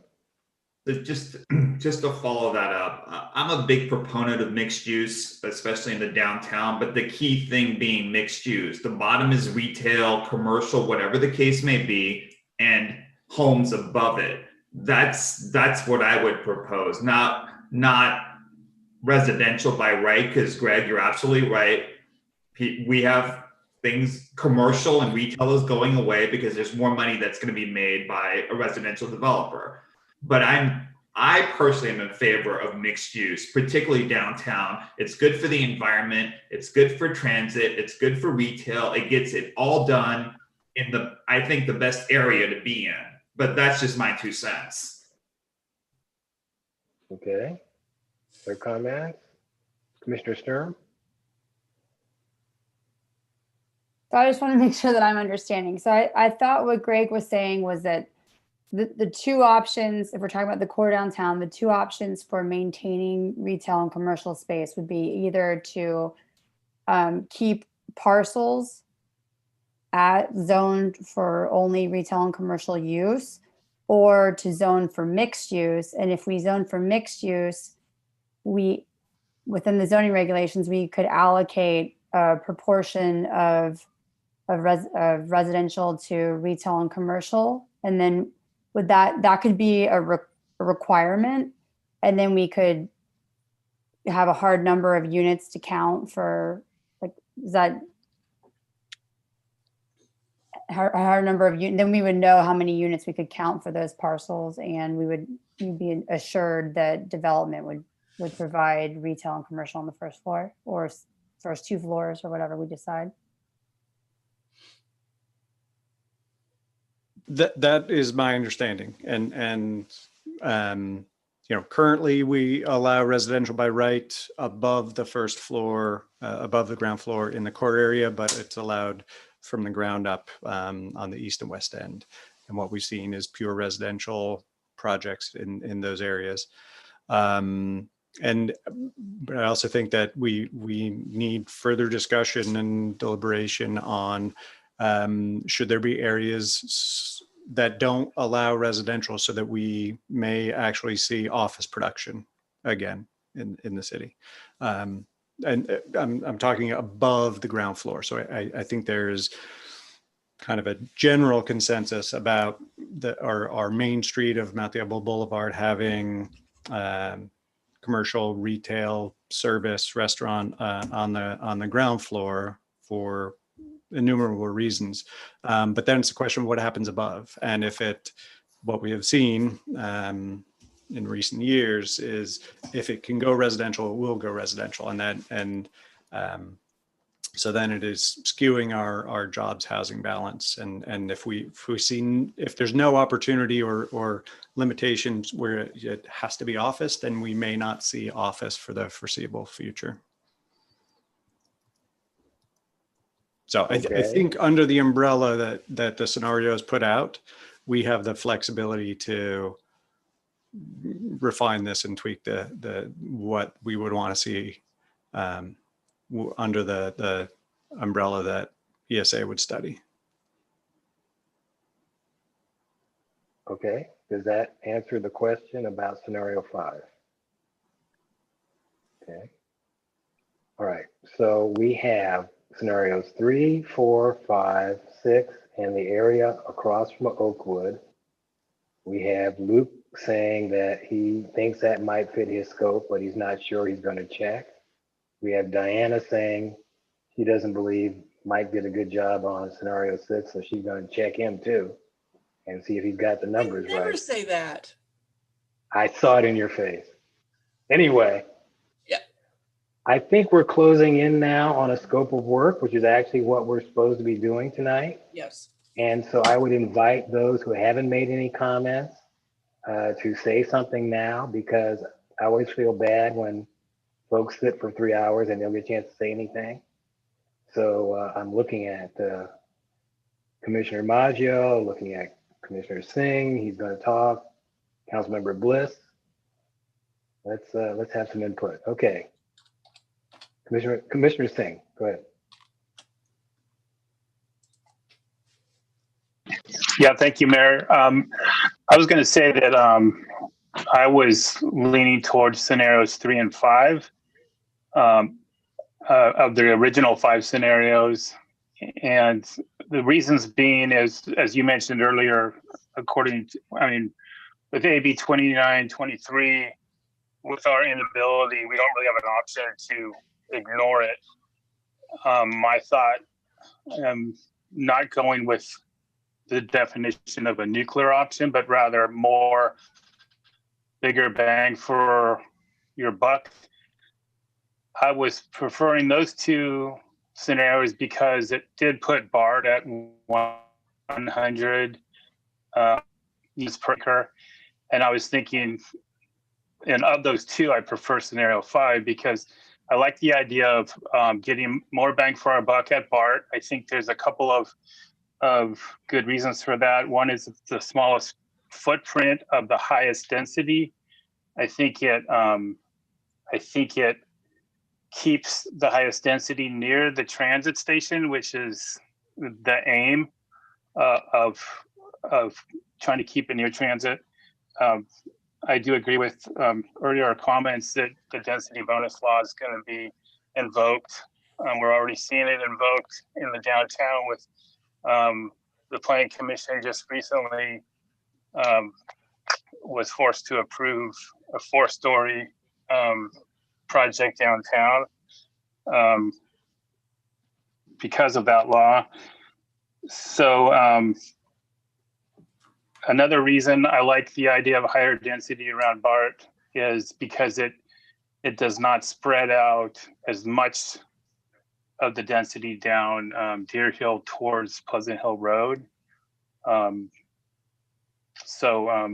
Having said all that, the fact that you coalesced the group around 4 scenarios that's within Luke's budget, and the 2 scenarios I preferred are within those 4 scenarios, I'm all in for where we're heading. Okay, I like that. Commissioner Maggio. Yes. What we've been seeing on the commission lately through several housing projects are, of course, density bonuses and unlimited concessions. And so we're faced with some really hard decisions when you have a 40 or 50-foot wall that's coming up in a small cottage's backyard. So I really want us to take a look at what upzoning is for the adjacent neighborhoods and what impact that could have with the density bonuses and all of the concessions. And obviously, as commissioners, we really need some tools, some objective standards to help that design process, to give us something to work with so that we have some transition between an upscaled zone area and an existing neighborhood. And so I'm seeing we take some of these areas downtown that back up to neighborhoods. I'm particularly concerned about those. I would imagine we have a similar situation over on Deer Hill as well, where we need to have some sort of transition zoning so that there's not an abrupt departure from multifamily, high density to a small cottage neighborhood. So that's one thing I'm hoping we look at. Very good. Thank you. Councilmember Bliss? Yeah, thank you, Mayor Anderson. So I'm comfortable with the scenarios that we're landing on. I think that the two things I think are particularly key. One is I really appreciate the suggestion from Vice Mayor Kendall about looking, if we're going to weigh alternatives, having one that looks at some greater densities a little bit further west on Mount Diablo, I think is a good way to go. So I think that the adjustments to the scenarios that allows for that, I think makes a lot of sense, and I think gives us maximum flexibility going forward in terms of looking at what some of the different options might be. So I like that direction. I also, one of the things I came in to this evening kind of looking to find out, and I appreciate Luke's guidance on this, is kind of getting a sense of like scope. How do we want to best use his resources and expertise so that we then have maximum flexibility going forward to really look at what the actual viable scenarios might be as we start to actually map out some more specificity across the different affordability levels. And so I think knowing that this is within the scope is really helpful. And also I think the strategic guidance that we got on trying to sort of plan for EIRs that allow for more intensive development and densities is the way to go, even if we plan to ultimately, within the housing element and the general plan, dial those back, I think is great guidance. So I think that broad approach that Luke has kind of helped us work toward with, of course, a lot of expertise from Diana and Greg as well, is a good way to go. And I think the scenarios that we're appear to be landing on are the right ones for many of the reasons that have already been flagged by other people on the commission and on council. So I'm comfortable with the direction that we're headed in the 4 or so scenarios that we appear to be ready to land on going forward. Thank you, Councilmember Bliss. So Greg, have you got enough information? Do you need a vote, or do you have enough in terms of direction? I don't know. Well, it'd be worth, I think, taking a vote just for clarity's sake. Okay, excellent. So do I have a motion from anybody? Not Narup. No, Narup, you can't Not do me. it. So. Councilmember Burks. So moved. No, a little more specificity than that. Greg, how much specificity do you need? Well, what the direction that we heard and was to look at 3, 4, 5, 6, and the area south by Oakwood that was described. Okay, so I would move that staff assesses scenarios 3, 4, 5, 6 in the area near Oakwood that was previously described. Okay, do I have a second? Second. All righty, any discussion on the matter before we vote? Okay, we'll call the question. Commissioner Rednich? Aye. Commissioner Mason, Aye. Commissioner Farzan, Aye. Commissioner Sturm, Aye. Vice Mayor Kendall, Aye. Commissioner Singh, Aye. Councilmember Burke, Aye. Commissioner LeBon, Aye. Councilmember Geringer, Aye. Councilmember Bliss, Aye. Narup Savatsa, no, I'm sorry, Karen Maggio, Commissioner Maggio. Okay, I think that's the gang. So you got unanimous. I'm on it too. So unanimous vote, 3, 4, 5, 6, and the area across from Oakwood, which I think was a Sunrise Senior Living. You probably got some plans for that. You could probably pull those out and see that. And then inform everybody we're going to do it again. They'll love it. Anyway. Okay, I think with that work done, you've all done an excellent job. Thank you so very much. We're adjourned. Mike, can I make one comment? Well, I would expect someone's going to make some comment. Yes. Okay, I just out of courtesy, I would suggest that staff maybe contact Oakwood tomorrow and let them know that, you know, we did reference them as an organization in the motion tonight, but it did not involve them personally or their land. Okay, that sounds like a good idea. As I said, we did look at that site before for senior housing, so it'll be interesting to see what happens if we look at it again. And just for the record, Commissioner Farzan? Yeah, just for the record, while I voted for it, I live in the neighborhood, but I voted for it. So I didn't recuse myself because it came up during the meeting, but I voted for it, just to get the record clear. Okay, excellent. Appreciate that. Other caveats, changes of mind? Okay, thank you all. Good meeting. You're a great group. Next time. Good night, everybody. Thank you, Mayor. Good Good night. night. Thank you.